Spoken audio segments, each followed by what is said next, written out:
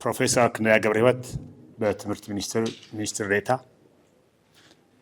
ክቡራት ሳሙኤል አባተ የሲአርፒፒ ዋና ስራ አስፈጻሚ፣ ክቡራን እንግዶች በድጋሚ እንኳን ደህና መጣችሁ።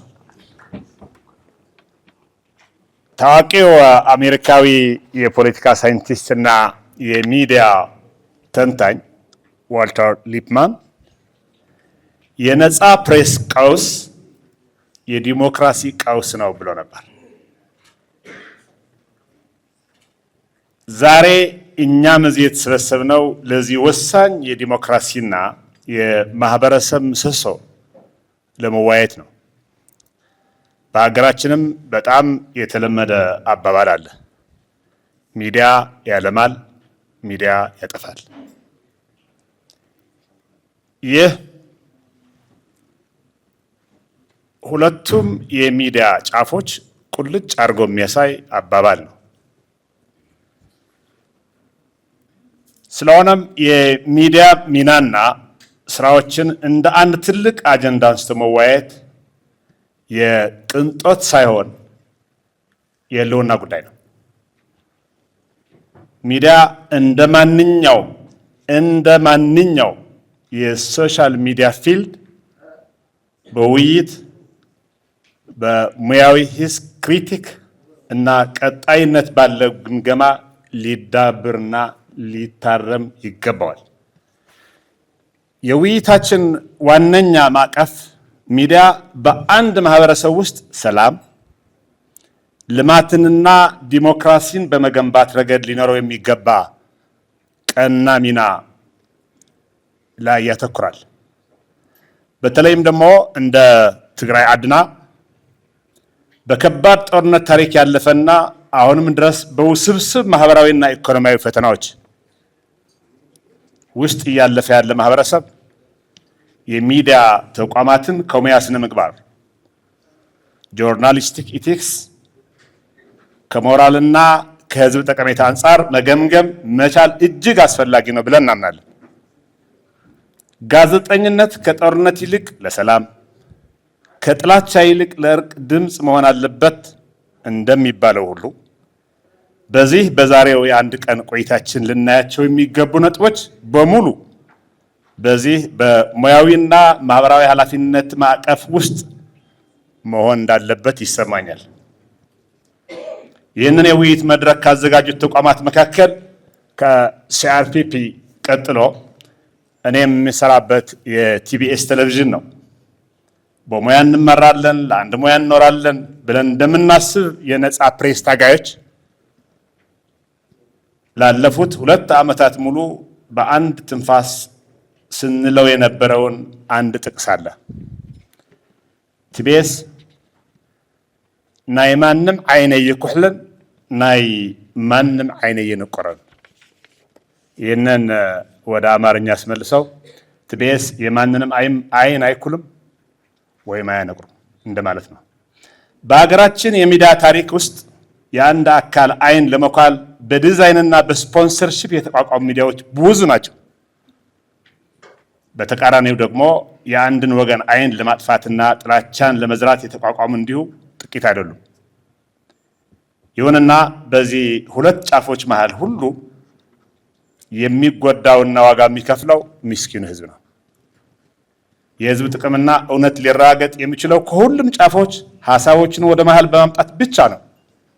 ሀገር የሚገነባውና የሚጸናው በሁሉም እውነት በሁሉም እኩል ሚዛን ማሰራጨት ሲቻል ብቻ ነው።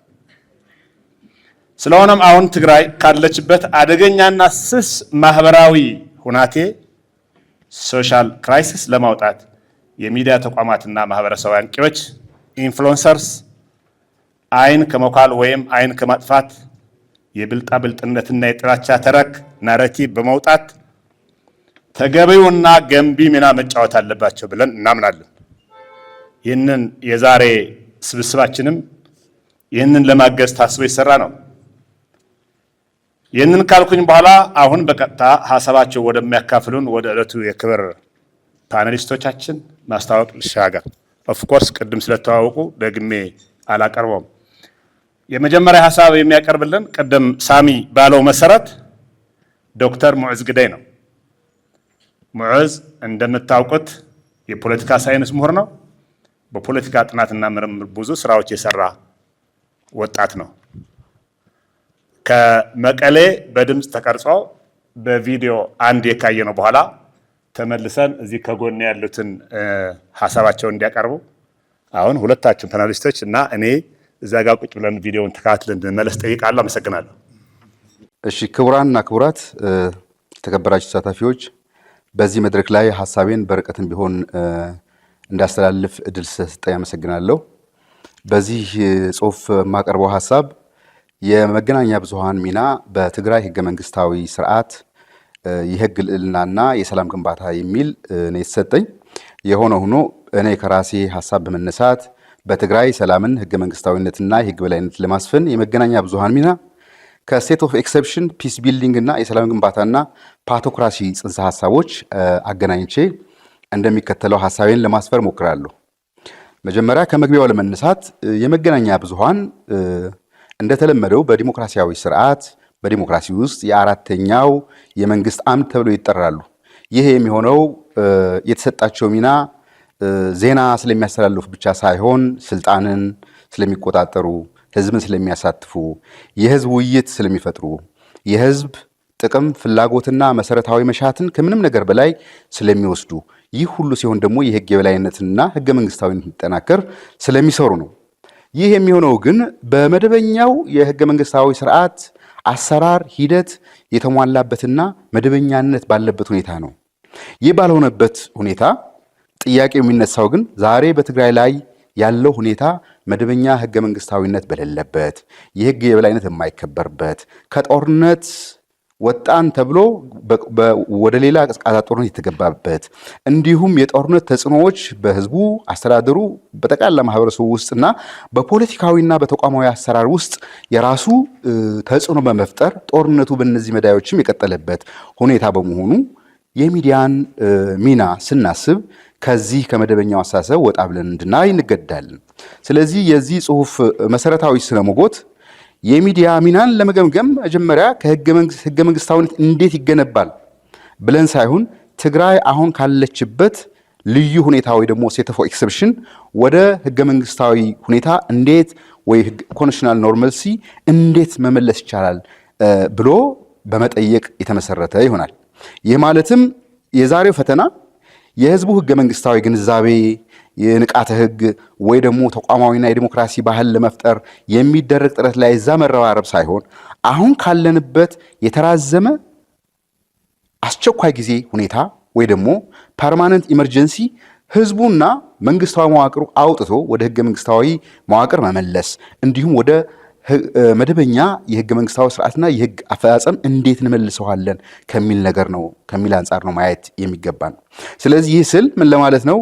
የመገናኛ ብዙሃን ሚናም ስናስብ ህዝቡን ስለ ንቃተ ህዝብ፣ ስለ ህገ መንግስታዊ ድንጋጌዎች፣ ስለ ዲሞክራሲ ፕራክቲስ ማስተማር ሳይሆን በተጨባጭ ህዝቡ አሁን ያለበት በትልቁ ደግሞ በፌዴራል መንግስትና በትግራይ ባለው የገዢ ቡድን ምክንያት ገብቶበት ካለው ማጥና የመከራ ሁኔታ አውጥቶ መሰረታዊ ፍላጎቶቹ አንገብጋቢ የሆኑ የመኖርና ያለመኖር የህልውና ኢሹዎቹ እንዴት አድርገን እንመልሳለን? ይህ ከማድረግ ሂደት ይህ እየተደረገም ወደ ዘላቂ ከቋሚ ኢመርጀንሲ ወይ ደግሞ ፐርማነንት ኢመርጀንሲ አውጥተን ወይ ደግሞ ከስቴት ኦፍ ኤክሰፕሽን ወይ ደግሞ ከልዩ ሁኔታ አውጥተን ወደ ህገ መንግስታዊ እንዴት መመለስ ይቻላል በሚለው ዙሪያ መመልከትን እንደሚያስፈልግ ማስገንዘብ ፈልጋለሁ። ይህን ሳደርግ መጀመሪያ ህገ መንግስታዊ ንድፈ ሐሳባዊ ቴዎሬቲካል ማዕቀፎች ወይ ደግሞ ቴዎሬቲካል ፍሬምወርኮችን አስቀምጫለሁ። አንደኛው ስቴት ኦፍ ኤክሰፕሽን እና ፐርማነንት ኢመርጀንሲ የሚሉ ሁለት ኮንሰፕቶችን ተወሻለሁ። ይህን ሐሳብ የተዋስኩት ወይ ደግሞ ስቴት ኦፍ ኤክሰፕሽን ልዩ ሁኔታ እና ቋሚ አስቸኳይ ጊዜ ሁኔታ የሚሉ ኮንሰፕቶች ሲሆኑ እነዚህ ሐሳቦች ከማን ነው የወሰድኩት? ከጣሊያናዊ ፈላስፋ ጆርጅ አጋምቤ ስቴት ኦፍ ኤክሰፕሽን የሚል መጽሐፍ አለው። ከዛ ውስጥ ነው የወሰድኩት። እሱ ደግሞ ከጀርመናዊ ፈላስፋ ካርል ሽሚት የወሰደው ነው እና እንደ አጋምቤ ገለጻ መንግስት በተለያየ ጊዜ ልዩ አዋጆችን ሊያወጣ ይችላል። ልዩ ሁኔታ ውስጥ ሊገባ ይችላል። በእነዚህ አስቸኳይ ሁኔታ ውስጥ ደግሞ ለህግ ለጊዜውም ቢሆን ሊያግድ ወይ ደግሞ ሊገደብ ወይ ሊቀንስ ይችላል። ይሄ ችግር የለውም። ይሁን እንጂ አንድ ማህበረሰብ እንደ ማህበረሰብ በማያቋርጥ የአስቸኳይ ጊዜ ሁናቴ ውስጥ እንዲኖር የምታደርገው ከሆነ ግን ምን እያደረግከው ነው? ከኖርማል ወይ ደግሞ ከመደበኛ የፖለቲካ ህይወትና የህግ ተፈጻሚነት ህይወት አውጥተህ ወደ ስቴት ኦፍ ኤክሰፕሽን ታስገባዋለህ። ይህ ስቴት ኦፍ ኤክሰፕሽን ደግሞ ያን ጊዜ ህግ በወረቀት ላይ ብቻ ይሆናል። በተግባር ግን የሚገባው የፖለቲክስ ኦፍ ኔሴሲቲ ወይ ደግሞ የአስፈላጊነት ፖለቲካ ይሆንና ይህ ሁኔታ ደግሞ ሁሌም ቋሚ የአስቸኳይ ጊዜ ህይወት እንዲመራ ይደረጋል። ስለዚህ በፖለቲክስ ኦፍ ኔሴሲቲ ምክንያት በዜጎች ላይ ህግ አልባ ህግ ይወጣል። ጨካኝ ድንጋጌዎች ይፈጸማሉ። ሰብአዊነትን የሚቀሙ ሰብአዊነት ቀሚ የሆኑ እርምጃዎች ይወሰዳሉ። ሰዎች ይሰቃያሉ፣ እስከ ህይወት ማጣትም ይሄዳሉ። ይሄ ሁኔታ እጅግ በሰዎች መሰረታዊ ህይወት፣ ነፃነት እና የህይወት ትርጉምን የሚያሳጣ ነው። ስለዚህ በዚህ ሁኔታ ዜጋው በህግ የሚጠበቅ ዜጋ ሳይሆን በጊዜያዊ የፖለቲካ ውሳኔዎች የሚሰቃይ ከውታታ፣ ባተሌ እና ተስፋ የሌለው ይሆናል። በመሆኑም አጋምቤ ምን ይላል? ይሄ ቤር ላይፍ ነው የሚሆነው፣ ዜጋው ባዶ ህይወት እንዲኖረው የሚያደርግ ሰቅጣጭ ሁኔታ ነው ይላል። ይሄ ለምን አመጣው ካላችሁኝ፣ ምክንያቱም አሁን በተለያየ የኢትዮጵያ ክፍል እንዳለው እሱ ሌሎች ኢትዮጵያውያን ሊናገሩለት ይችላሉ። እኔ ስለ ህዝቤና ስለ ትግራይ ማውራት ስላለብኝ ትግራይ ላይ ያለው ቤር ላይፍን የሚፈጥር ስቴት ኦፍ ኢመርጀንሲን ያወጀ ስቴት ኦፍ ኤክሰፕሽን ውስጥ ያስገባ ህግ የሚመስል ግን ከህግ ውጭ የሆነ ተግባርን የሚፈጸምበት ሁኔታ ስላለ ይህን ልዋስ ችያለሁ። ለምን ተጠቀምኩበት ብትሉኝ፣ በዚህ አኳያ ሲታይ የፕሪቶሪያ ስምምነት ትግራይን ከስቴት ኦፍ ኤክሰፕሽን ወይ ደግሞ ከጦርነቱ ብቻ ሳይሆን ከነበረው ልዩ ሁኔታ አውጥቶ ወደ ህገ መንግስታዊ ማዕቀፉና ወደ መደበኛ ሁኔታው ለመመለስ ዓላማ እንኳ የነበረው ቢሆንም እንዳለመታደል ግን በፌዴራል መንግስቱ ተግባራዊ ለዚህ ተፈጻሚነት ኮሚትመንት ባለማሳየት አንዳንዴም ተንኮል በሚመስሉ ሁኔታዎች ባደረጋቸው ተግባራት እንዲሁም ደግሞ አሁን በስልጣን ላይ ያለው የትግራይ ገዢ ቡድን በፈጸማቸው ይህ ተግባራዊ እንዳይሆን በማድረግ በሁለቱ ወገኖች ምክንያት ግን ትግራይ አሁንም በስቴት ኦፍ ኤክሰፕሽን ወይ ደግሞ በልዩ ሁናቴ ያ ልዩ ሁናቴ ደግሞ ዜጋዎችን ቤር ላይፍ ባዶ እርቃኑ የቀረ ህይወት እንዲኖሩ የሚያደርግ ያ ደግሞ ምን ሆኗል? ቋሚ አስቸኳይ ጊዜ አዋጅ እየፈጠረ ሆኗል። ስለዚህ ይህን ኮንሰፕት ሲጠቀምበት አስቸኳይ ጊዜ አዋጅ ብቻ ሆኖ ሳይሆን ወደ አስተዳደራዊ ቢሮክራቲክ መዋቅር ተቀይሮ ያለበት ሁኔታ ስላለ ይህን ኮንሰፕት እያያዛችሁ እንድትረዱ ለማለት ነው። ሁለተኛው ጽንሰ ሐሳብ አንድሬ ሎባጆቭስኪ የሚባል ፈላስፋ የሚያቀርበው ፓቶክራሲ እና ካኪስቶክራሲ የሚል ጽንሰ ሐሳብ ነው። ይሄ ደግሞ ምንን ያሳያል? ክፋት ኦር ኢቭል እንዴት ነው ኢንስቲቱሽናላይዝ የሚደረገው በአንድ የመንግስት መዋቅር የሚል ሐሳብ ያነሳና እንደርሱ አተያይ አንድ የፖለቲካ ስርዓት የህዝብን ጥቅም ከማገልገል ይልቅ የትንሽ ቡድን ፍላጎት ህልውና ለማስጠበቅ ሲሰራ የህዝብ ተቋማት ለነዚህ ተቋማት መገልገያ ሲያደርግ በዛን ጊዜ ምን ይፈጠራል ይላል። እውነት ፕሮፓጋንዳን ይተካል። ፕሮፓጋንዳ እውነትን ይተካል። ተጠያቂነት በታማኝነት ይተካል። ህግ በፖለቲካ ፍላጎት ይተካል። የህዝብ ጥቅም በገዢ ቡድን ህልውና ይተካል። በመሆኑ ደግሞ የዚህ ስርዓት የግለሰቦች ስህተት ሳይሆን የተቋማት ችግር መሆኑን ያሳያል። በመሆኑም ደካማው ጠንካራው ላይ ይነግሳል። አላዋቂ አዋቂውን ይመራል። ፈሪ ጀግናውን ይገዛል። ዋሾ ሐቀኛውን ይቆጣጠራል። ይህ የሚሆንበት የሌብነት የወንብድና ስርዓት ሲሆን የፓቶክራሲ ወይ ደግሞ ካኪስቶክራሲ ደካሞች በደካማነታቸው እየተመረጡ የአገዛዝ መዋቅር የሚቆጣጠሩበት ስርዓት ይፈጥራል ይላል። እንግዲህ ይሄን ሳነሳ እንዳልኩት በአገር አቀፍ ደረጃ ይሁን በተለይ እኔ የሚመለከተኝ የትግራይ በመሆኑ ትግራይ ላይ ይሄ የፓቶክራሲና ካኪስቶክራሲ ማሳያ የሆኑ ነገሮች በህዝብ ጫንቃ ላይ ቨርቹ ሳይሆን ቫይስ ቨርቹ ላይ ወይ ደግሞ ውስጠ ብጽና ብቃት ልህቀት አቅም ሳይሆን ድክመት፣ ዋሾነት፣ አጨራሪነት፣ ተጠቃሚነት፣ አስመሳይነት የገዥነት ሐሳብ የተቆጣጠረበት ሁኔታ ስላለ ይሄ መዋቅርም አንዱ አሁን ትግራይ ያለችበትን ሁኔታ ማሳያ ነው ብዬ ስለማስብ ከዛ አንጻር ያያችሁልኝም እንድትሄዱ ነው። ሶስተኛው ጽንሰ ሐሳብ የተዋስኩት ከጆሃን ጋልቱንግ እና ጂን ፖል ሌድራሽ የሚባሉ ሁለት ዓለም አቀፍ የሰላምና ጥናት ተመራማሪዎች ታዋቂዎች ናቸው። ይህን ያመጣሁበት ምክንያቱም መግቢያ ላይ የመገናኛ ብዙሃን ሚና በሰላም ግንባታ የሚል ኤሌመንት ስላለው ለመሆኑ ሰላም ምንድነው ከሚለው ጋር ማያያዝ ስላለብኝ ነው ይሄን የተጠቀምኩት። እንደ ጆሃን ጋልቱንግ እና ጂን ፖል ሌድራሽ አስተሳሰብ ሰላም ማለት የጦርነት ማቆም አይደለም።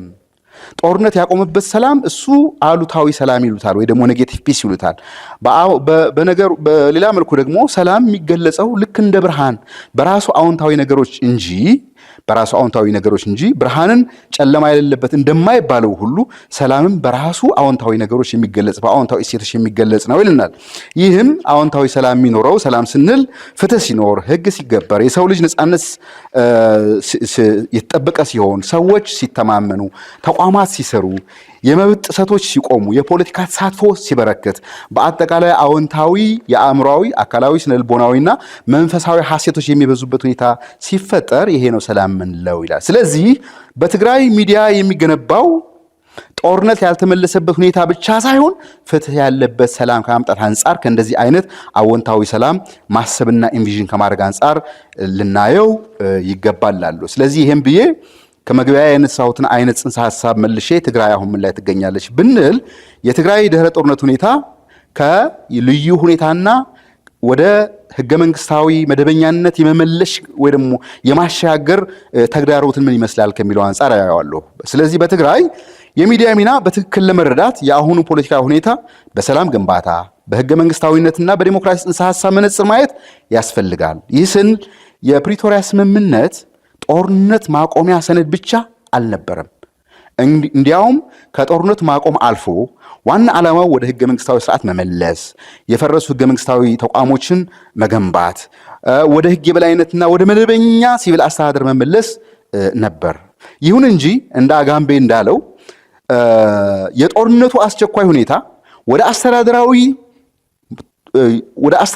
ቋሚ መዋቅርነት ተሸጋግሯል ወይ ደግሞ ቢሮክራቲክ አድሚኒስትሬሽን እስኪሆን ያደረሰ ሁኔታ ነው የተፈጠረው። ያ ስል ምን ለማለት ነው? አስቸኳይ ሁኔታ ለሆነ ጊዜ የምንጠቀመው መንገድ ሆኖ እያለ አሁን ግን ኖርማል ሲን ወይ ደግሞ መደበኛነትን ተክቶ ቢሮክራቲክ አድሚኒስትሬቲቭ መዋቅር የሆነበት ሁኔታ እንዲፈጠር አድርጓል። ለዚህም ዋና ሁለት ተጠያቂዎች የፌዴራል መንግስቱና አሁን የትግራይ የአገዛዝ መዋቅሩን የያዘው ገዢ ቡድን ነው። ይህ ማለት ደግሞ የሰላም ስምምነቱ የጦር መሳሪያዎችን ለማቆም የረዳ ቢሆንም የህገ መንግስታዊ ተቋማትን፣ የህዝብ መተማመንን፣ የህግ የበላይነትን፣ በዘር ማጥፋት የተጎዳው ማህበረሰብ አእምሯዊ፣ ስነ ልቦናዊ፣ መንፈሳዊ እንዲሁም ማቴሪያላዊ ካሳና ዳግመ ህንጸት ሳያገኝ ሙሉ በሙሉ የተሰደው ህዝብ ሳይመለስ ግዛቱ ሳይመለስ ትግራይ ራሷ በገነባቸው ህገ መንግስታዊ ስርዓት ወደ ተመልሳ እንዳትገባ በሚያደርግ መልኩ ስላልተመለሰች አሁንም ትግራይ በምን ሁኔታ ላይ ያለችው በስቴት ኦፍ ኤክሰፕሽን እና ፐርማነንት ኢመርጀንሲን እንደ አንድ የመንግስት የአስተዳደርና የአገዛዝ መዋቅር እንዲሆን ያደረገ ሁኔታ ውስጥ ትገኛለች። ስለዚህ ከዚህ የተነሳ ዛሬ በትግራይ ያለው ዋና ጥያቄ ህገ መንግስታዊነትን እንዴት እንገንባ የሚለው ብቻ ሳይሆን የተራዘመ አስቸኳይ ጊዜ ሁኔታ እንዴት እናቆማለን። ይሄ ሁኔታ ደግሞ እንደ አንድ ኖርማል የመንግስት አሰራርና መዋቅር ሊቀጥል የማይገባ በመሆኑ ይሄን ከማስቆም አንጻር ትግራይን ወደ ህገ መንግስታዊ መሰረት ለመመለስ ያሉ ዲስኦርደርሊ የሆኑ ሁኔታዎች ቅድም ጠቅሳቸው የነበርኩት አብነት ልክ እንደ ፓቶክራሲና ካኪስቶክራሲ የሌቦች፣ ወንበዴዎች፣ አመፀኞች ወይ ደግሞ የማይገባቸው ኃይሎች ህዝብ ላይ ፍላጎታቸው ጭነው የሚሄዱበትን ሁኔታ ሲሆን እንደ ሀገር በኢትዮጵያ ደረጃም ባይሆንም ግን እኔ የሚመለከተኝ የትግራይ በመሆኑ ትግራይ ላይ ይሄን አውጥተን እንዴት ነው ወደ ህገ መንግስታዊ ስርዓት ልመልስ የምንችለው? ያን ስናደርግ ደግሞ የህዝብን ፍላጎት ጥቅምን መሰረት ያደረገ እንዴት እናደርጋለን በሚለው ላይ ሊያተኩር ይገባል። ለምን ትግራይ ያለችው እንደዚህ አይነት ሁኔታ ውስጥ ስለሆነ። ስለዚህ ከዚህ አንጻር ሚዲያንና የሰላም ግንባታ በየቅድም ካነሳሁት ከጆሃን ጋልቱንግና የዥን ፖል ለደራሽ ጽንሰ ሐሳቦችን ተጠቅሜ ደግሞ አሁንም ተመልሼ ትግራይ ያለው ሰላም ምንድን ነው ብለን ስናይ ጆሃን ጋልቱንግ እንደሚለው ሰላም የሚጀምረው ጠመንጃ ዝም ሲል አይደለም። ሰላም የሚጀምረው ፍትህ ሲመለስ፣ ፍርሃት ሲቀንስ፣ ተቋማት ሲገነቡ፣ ዜጎች ከጦርነት ሰቆቃ ከደረሰባቸው ጦርነት ስቃይ ሰቆቃ ሲድኑ፣ ሲካሱ፣ መብታቸው ሲከበር፣ እንዲሁም መሰረታዊ ፍላጎታቸው ሲሟላ ነው ይላል። ይህ ማለት ደግሞ ምን ይለዋል በእንግሊዝኛ reducing violence and increasing justice ነው።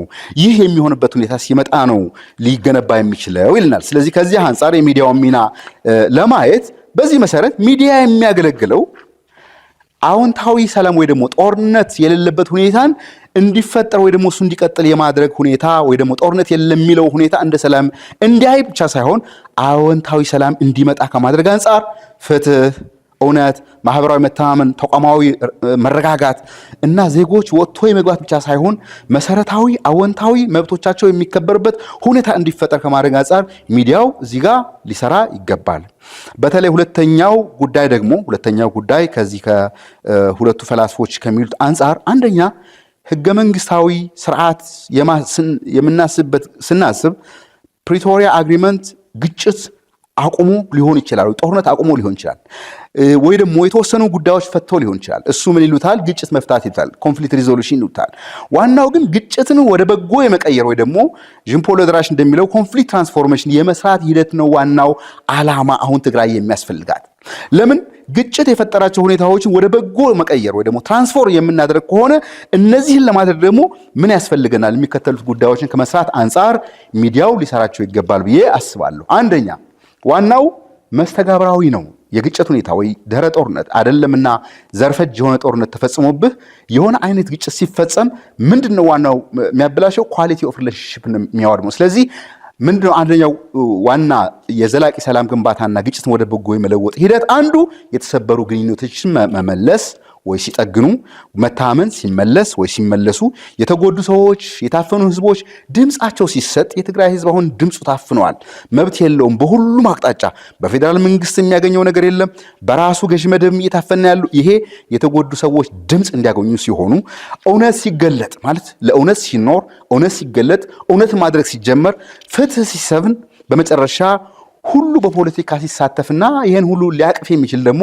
መደበኛ የሆነ የፖለቲካ ሂደት ሲመጣ ያኔ ማህበረሰብ የግጭት ግንኙነቱን ወደ በጎ ለወጠው ይባላል። ያኔ ሲሆን ስለ ህገ መንግስታዊ ስርዓት ወደ ቦታው መመለስና ወደ ኖርማልሲ ልናስብ እንችላለን። ስለዚህ ሚዲያውም በዚህ አንጻር ሊሰራ ይገባል የሚል እምነት አለ። እነዚህ ሁሉ ግን አሁን ትግራይ ላይ የሉም። ስለዚህ ከዛ አንጻር መታየት አለበት። አምስተኛው ክፍል ሚዲያ ዲሞክራሲና የህዝብ የአደባባይ ሚናዎች አንጻር ነው ማየት እንፈልገው። እዚህ ላይ ሁለት ተጠቀምኳቸው ሶርሶች ወይ ደግሞ ዋና የጽንሰ ሐሳብ ማሳያዎች አንዱ ቫክለቭ ሃቨል ዋና የሰላማዊ ትግል ጸሐፊ ነው። ዘ ፓወርለስ የሚል መጽሐፍ አለ። ሁለተኛው ሃና አረንት የኦቶሪታሪያኒዝም ወይ ደግሞ ገዢ ወይ ደግሞ አምባገነናዊ ስርዓቶችና ጭራሽ አግላይ ጠቅላይ ስርዓቶች እንዴት መታገል እንዳለብን የሚያስተምር ነው። ሌላው በአጠቃላይ እነዚህ ሁለቱ ሐሳቦች ደግሞ የአደባባይ ደግሞ የህዝብ አውድ ወይ የአደባባይ ዲሞክራሲ እንዴት መፍጠር እንዳለብን የሚያሳይ ነው። ስለዚህ እዚህ ላይም ማተኩረው ምንድን ነው? ሰዎች በፍርሃት ሳይሆን በነፃነት የሚናገሩበት፣ የሚከራከሩበት፣ የሚስማሙበት፣ የሚወያዩበት የህዝብ መድረክ የመፍጠር ሂደት አንዱ የዲሞክራሲ አውድ ነው። ስለዚህ በዚህ ረገድ ትግራይ ላይ አሁን የሚታየው ሁኔታ ግን አፈና፣ ሽመቃ፣ ፍርሃት እና ማስገደድ ነው። ስለዚህ የትግራይ ሚዲያ ዋና ታሪካዊ ኃላፊነት ይህ የህዝብ አደባባይ እንደገና መፍጠር ወይ ደግሞ እንደ አዲስ ሪጆቨኔት አድርገህ ማምጣት ነው። ይህ ሲባል ምን ማለት ነው? አንደኛ የተለያዩ የፖለቲካ አስተያየቶችን ማስተናገድ፣ የሲቪል ማህበራትን ማበረታታት፣ ምሁራንን ማሳተፍ፣ የወጣቶችና የሴቶች ድምፅ ማጉላት፣ የተጎዱና የቪክቲም ማህበረሰቦችን ውይይት ወደ ቦታ ማምጣት፣ የነዚህ የተጎዱ ሰዎች ፍትህ፣ ርትዕ፣ ካሳ እና እውቅና የሚያገኙበት ስራ መስራት ነው። ይህን ስናደርግ ነው እንግዲህ የህገ መንግስታዊ ስርዓቱ ወደ ቦታው ሊመለስ የሚችለው። ይህ ማለት ደግሞ ማንም አክተር በፌዴራል ይሁን በክልል ደረጃ ያሉ ለህግ ተጠያቂነት የሚቀርቡበትን አውድ ማመቻቸት ሊሆን ይችላል። ስለምንድን ካልን ምክንያቱም ዲሞክራሲ የሚጀምረው በምርጫ አይደለም። ምርጫ አንድ ጉዳይ ማስፈጸሚያ እንጂ ምርጫ በራሱ ኢንድ ስለማይሆን ራዘር ዲሞክራሲ የሚጀምረው በውይይት ነው፣ የተለያዩ አክተሮች የሚወያዩበት። ይህ የሚወያዩበት የህዝብ አውድ ከማንም ኃይል ተጽዕኖ ነፃ፣ ከወገንተኛ ፖለቲካ ነፃ፣ ሁሉም አይነት ሀሳቦች ሳይገረፉ፣ ሳይቀጡ፣ ሳይሳዱ፣ ሳይታሰሩ እኩል የመሆንና የመሳሳት እድል የመስጠት ሂደት ነው ዲሞክራሲ። እና ይህን ከማድረግ አንጻር የሚዲያ የመገናኛ ብዙሃን ይህን መስራት ይገባቸዋል የሚል እምነት አለኝ። በዚህ መነጽር ሲታይ አንዱ ምንድነው የሰላም ጋዜጠኝነት ወይ ደግሞ ፒስ ጆርናሊዝም ልንተገብር ይገባል። ለመሆኑ ፒስ ጆርናሊዝም ምንድነው ስንል በአብዛኛው ጊዜ ፒስ ጆርናሊዝም ማለት ወይ ሰላም ጋዜጠኝነት ማለት ክርክርን አለማቅረብ ወይ ስልጣንን አለመተች እንደሆነ የሚረዱበት አንዳንድ በተለይ ከአገዛዝ ጥቅም ፍላጎት አንጻር የሚቃኙ አስተሳሰቦች ያሉ ቢሆንም የሰላም ጋዜጠኝነት ማለት ግን ምን ማለት ነው? አንደኛ እውነትን መናገር፣ እውነትን ማድረግ፣ እውነትን ማጉላት፣ በእውነት ውስጥ መኖር ነው። ሁለተኛ ጥላቻን አለመስፋፋት፣ ጥላቻን፣ ክፋትን፣ አሉባልታን ወይ ደግሞ ሰብአዊነት ቀሚ የሆኑ ዲሁማናይዚንግ ናራቲቭስ አነጋገሮችን አለመጠቀም። ሌላው የግጭቱን ስር መንስኤ ማብራራትና ወደ በጎ የመቀየር ሂደትን ማስፋት፣ በሌላ መልኩ መፍትሄዎችን ማቅረብ እንጂ ትችቶች ላይ አለማተኮር፣ ሁሉንም ወገኖች ማዳመጥ ወይ ደግሞ ማብቃትና ኤምፓወር ማድረግ፣ በተለይ ደግሞ ቪክቲም ሰንተርድ በሆነ መልኩ የተጎዱ ሰዎችን ጥቅም፣ ፍላጎት፣ መሰረታዊ አንገብጋቢ ጉዳዮች እና መንፈሳዊ፣ ስሜታዊ እና የውስጥ ስብራቶችን በሚያሽር መልኩ የመስራት ሂደት የፒስ ጆርናሊዝም ነው። ስለዚህ ተጣባቂነትም ነው፣ ማስተማርም ነው፣ ማንቃትም ነው፣ መታገልም ነው። እነዚህን ጠቅሎ የመያዝ የአክሽን ኤንድ ሪፍሌክሽን የማስተንተንም የተግባራዊ ሂደትም ልክ ፓወር ኦፍ ፍራይ እንደሚለው አክሽን ኤንድ ሪፍሌክሽን ፓራክሲስ በያዘ መልኩ ግን አዎንታዊ የሰላም ግንባታ ሂደቶች ላይ የመስራት ጉዳይ ስለሆነ በዚህ ረገድም ልንሰራ ልነቃ ይገባል። ስለዚህ በዚህ መሰረት በትግራይ የመገናኛ ብዙሃን ስትራቴጂካዊ ሚና ምን መሆን አለበት? ከህገ መንግስታዊነት ወደ ሰላም ግንባታ ሂደት እንዴት መሄድ አለበት በሚለው ጉዳይ ከላይ እንደተመለከትነው የአጋምፔ፣ የጂምፖል ልዝራሽ፣ ጆሃን ጋልቱንግ፣ ሃና አረንት፣ ለዊዥንስኪ እንዲሁም የተለያዩ ሀሳቦችን ጠምረን በመውሰድ በሚከተሉት አምስት ዋና ስትራቴጂካዊ ኃላፊነቶች ይኖራቸዋል የሚል እምነት አለኝ። አንደኛ፣ እውነትን ማድረግና መጠበቅ ወይ ደግሞ ጋርዲያን ኦፍ ትሩዝ መሆን። ይህ ማለት የፖለቲካ ቀውስ በተፈጠረበት ጊዜ የመጀመሪያው ተጎጂ ሌላ ነገር ሳይሆን እውነት ነው ቪክቲም የሚሆነው። ስለዚህ ሚዲያ ከማንኛውም የፖለቲካ ወገንተኝነት፣ ጠባብ ጥቅም፣ ቡድናዊ ኃላፊነት ወይ ደግሞ የፖለቲካ የበላይነትና ወገንተኝነት ወጥቶ ለእውነት ታማኝ መሆን መቻል አለበት። ስለዚህ እውነትን ማድረግ፣ ስለ እውነት መቆም፣ እውነትን መጠበቅና ለእውነት መታገል አንዱ ሊሆን ይገባል ብዬ አስባለሁ። ምክንያቱም አሁን ትግራይ ላይ እውነት ታፍናለች፣ እውነት ተረግጣለች፣ እውነት ተገዳይ ሆናለች። ቫክለቭ ሃቨል እንደሚለው በእውነት ውስጥ መኖር ሳይሆን በውሸት ውስጥ መኖር ሊቪንግ ኢን ላይ ልክ እንደ አንድ መደበኛ ስርዓት ለማድረግና ኢንሽናላይዝ ለማድረግ የተሰራ ስላለ ነው። ሁለተኛው የህዝብ ውይይትና የህዝብ አውድ መገንባት ነው። አሁን በፖለቲካ አፈናና ቅድም እንዳልኩት ስቴት ኦፍ ኤክሰፕሽን ወይ ደግሞ ፐርማነንት ኤመርጀንሲ በማድረግ ትግራይ ላይ አስቸኳይ ጊዜ አዋጅ የሚመስል ሰዎችን የሚያፍን ድራኮናዊ ህግ ወጥቶ ማንም ሰው ሀሳቡን መግለጽ በራሱ የተሸማቀ የሚኖርበት ስለሆነ የህዝብ ውይይት አውድን መገንባት ያስፈልጋል። ለምን? ቅድም እንዳልኩት ዲሞክራሲ በምርጫ ሳይሆን በውይይት ነው የሚጀምረውና ዛሬ በትግራይ የሚያስፈልገው የፖለቲካ ውይይት፣ የሁሉም ወገኖች የምሁራን ውይይት፣ የወጣቶች ውይይት፣ የፖለቲካ የሴቶች ውይይት፣ የታጣቂ ወገኖችም ውይይት፣ የተጎዱ ወገኖች ውይይት፣ የገዢ ኃይሎችና በተለያዩ የልሂቃን የፖለቲካ ኃይሎች መካከል ውይይት ያስፈልጋልና ይህን መድረክ የህዝብ መድረክ እንዲገነባ ከማድረግ አንጻር የመገናኛ ብዙሃን ትልቅ ጨዋታ ይጫወታሉ ይምታል። ሶስተኛው ስልጣንን መጠየቅ፣ ስልጣንን መሞገስ፣ ስልጣንን መታገል ነው። ማለት ስፒኪንግ ትሩዝ ቱ ፓወር ጥራሽ ብቻ በቂ አይደለም። በአሁኑ ሁኔታ የሚዲያ ስራ ለማንኛውም መንግስት ወይ የፖለቲካ ድርጅት ጠበቃ አለመሆን ብቻ ሳይሆን ስልጣንን መጠየቅ፣ ስልጣንን መሞገት፣ ስልጣንን መታገል ሀቅ ብቻ ስለነገርከው በቂ አይደለም አሁን ባለው ሁኔታ። ለምን? አገዛዙ አሁን አግላይ ጠቅላይ የሆነበት ሁኔታ ስላለ ቶታሊታሪያን እየሆነበት ስላለ፣ ስለዚህ ሚዲያ ዋና ኃላፊነቱ ህግ ተከብሯል ወይ፣ ሰብአዊ መሰል ተጠብቋል ወይ፣ የተፈረሙ እንደ ፕሪቶሪያ የሚመስሉ ስምምነቶች ፈራሚዎችን ተጠያቂ በሚያደርግ መልኩ ተፈጽሟል ወይ፣ በዚህ ሂደትስ ተጎጂዎችን ማዕከል ያደረገ ነው ወይ፣ አሽሯል ወይ፣ የድህረ ጦርነት ድህረ ጄኖሳይዳል ወይ ደግሞ ድህረ ዘርፈጅ ጦርነት የተፈጠሩ ሰቆቃዎች እየሻሩ ነው ወይ፣ ቁስሎች ይጠገገዋል ወይ፣ የተጎዳ ህዝብ እውቅና አግኝተዋል ወይ፣ ፍትህ ተከብሯል ወይ፣ ተቋማት ግልጽነት እያላቸው ነው ወይ፣ ካልሆነ ደግሞ ለዚህ ሁሉ ነገር ተጠያቂ ማን ነው የሚሉትን ነገሮች አውጥተህ መጠየቅ፣ መሞገት፣ ለህግ ተጠያቂነት የሚሆንበትን ማምጣት ነው። ስለዚህ ፍትህን ማድረግ፣ እውነትን መናገር፣ ስለ እውነት መኖር እና ስልጣን መጠየቅ ወይ ደግሞ ስልጣን መሞገት ሶስተኛው ዋና ኃላፊነት ይመስለኛል እና ነውም ብዬ አምናለሁ። አራተኛው የሰላም ባህል ግንባታ ነው።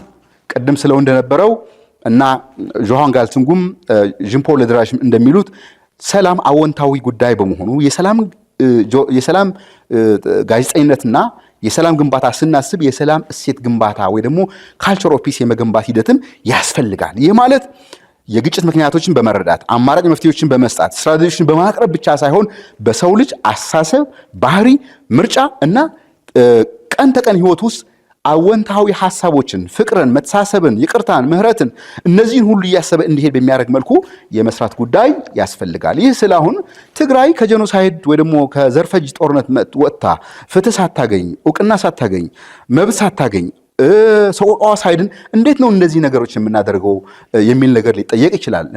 ስለዚህ አፍአዊ ወይ አስመሳይነት ሊያስመስልም ይችላል። ይሁን እንጂ እኔ ልክ እንደ አንድ የሰላም ተማሪ ብዙ ተመራማሪዎችንም በተግባርም ያዩት ልክ እንደነ አርኪቢሾፕ ዶዝሞንድ ቱቱ ከፖስት አፓርታይድ እንዳዩት ከይቅርታ ውጭ መጻኢ ነገርህን ልትገልጠው አትችልም።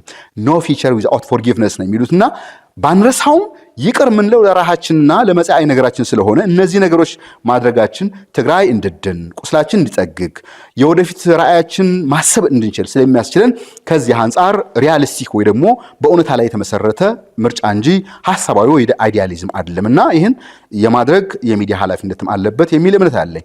አምስተኛው ይህ እያደረግክ ነው እንግዲያውስ የህገ መንግስታዊ ሽግግር ላይ ትኩረት ማድረግ የሚቻለው። ስለዚህ የሚዲያ ውይይት በግለሰቦች ዙሪያ መዞር የለበትም። በጠባብ ተቋሞች ዙሪያ መዞር የለበትም። በአንድ ገዢ ኃይል ዙሪያ መዞር የለበትም። ራዘር ህገ መንግስታዊነት እናስብ ከሆነ እንዴት ተቋማት ይገነባሉ? እንዴት የህግ በላይነት ይመለሳል? እንዴት የሽግግር ፍትህ ይተገበራል? እንዴት ዘላቂ ሰላም ይፈጠራል? እንዴት የተጎዱ ወገኖች እንደ ትግራይ የትግራይ ህዝብ የመሰለ የተጎዳ ማህበረሰብ እንዴት ይካሳል? የሚገባው ነገር እንዴት ያገኛል? አሁንም በኢሰብአዊ በሆነ ሁኔታ በረሃብ፣ በጠኔ፣ በበሽታ የሰብአዊ ክብርን በሚቀሙ ሁኔታ በኬንዳ ውስጥ የሚኖሩ ሚሊዮኖች ተጋሩ ወደ ህገ መንግስታዊ ቤታቸው ወደ የአባታቸውና የአባቶቻቸው ግዛት ወደ ሆነው ወደ ቦታቸው ወደ መራት እንዴት ይመለሳሉ የሚሉትን ነገሮች ሁሉ በመስራት እነዚህን በመተግበር ነው እንኪያውስ የህገ መንግስታዊ ስርዓት ግንባታው የሚፈጸመው የሚል እምነት አለኝ። ስለዚህ ከዚህ አንፃር ሚዲያ እነዚህ ተግባሮችን በማድረግ አጠቃላይ ኃላፊነቱን ሊወጣ ይችላል የሚል እምነት አለኝ። ይህ ካልኩ ዘንዳ በስተመጨረሻ የፖሊሲ ምክረ ሐሳቦች የሚመስሉም ያው የፖሊሲ ተመራማሪም ስለሆንኩኝ የምሰራበትም የፖሊሲ ተቋም ስለሆነ በእርግጥ እዚህ ጋር አንድ ዲስክሌመር ያለው በተቋሙ ወክያ አይደለም እዚህ ያለሁት የራሴን ግላዊ እምነትና አቋም ማንጸባረቀው ግን ሙያዬን ይዤ ነው የመጣው። ስለዚህ በዚህ ረገድ የፖሊሲ ሐሳቦችም እግረ መንገዴ ጠቁሜ ልለፍ። አንደኛ የመገናኛ ብዙሃን የፖለቲካ ቡድኖችን የፕሮፓጋንዳ መሳሪያ መሆን የለባቸውም። ይሄም የሚሆንበት አካሄድ መሰራት አለበት። በሌላ መልኩ የፕሪቶሪያ ስምምነት ትግበራ በተከታታይ በሙያዊ ጋዜጠኝነት ሊከታተሉ ሊሞግቱና ሊያጋልጡ ይገባል። ሶስተኛ ለሁሉም የፖለቲካ አስተያየቶች እኩል የውይይት መድረክ መፈጠር አለበት።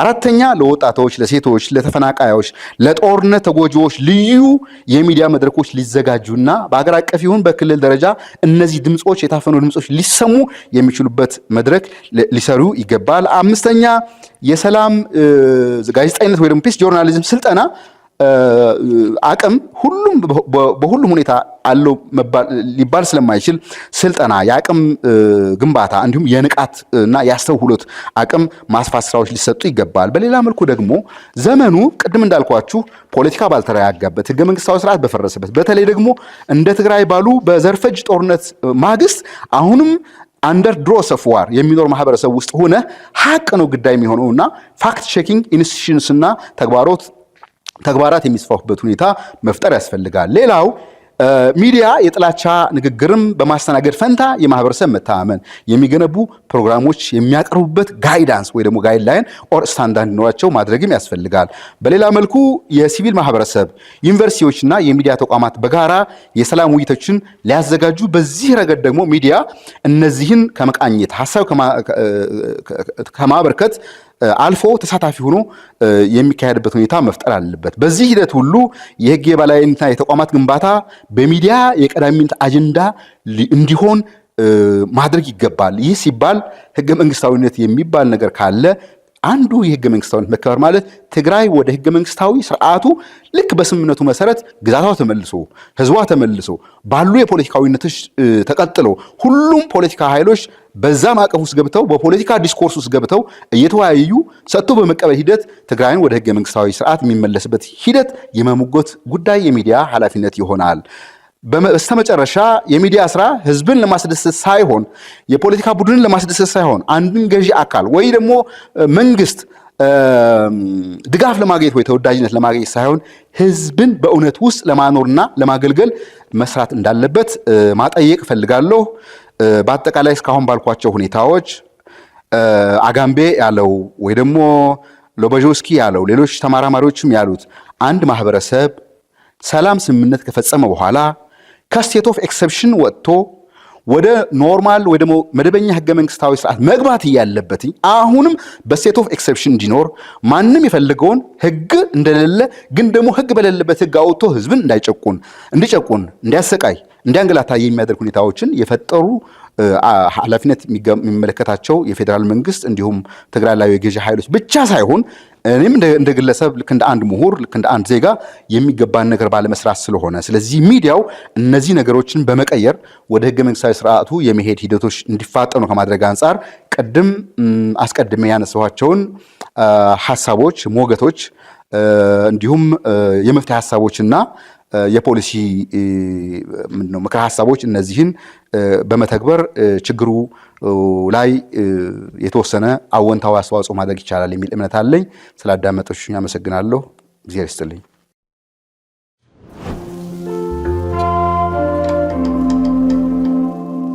መድረክ ሲአርፒፒ እና ቲቢኤስ ቴሌቪዥን ስላዘጋጁት ምስጋና ይገባቸዋል።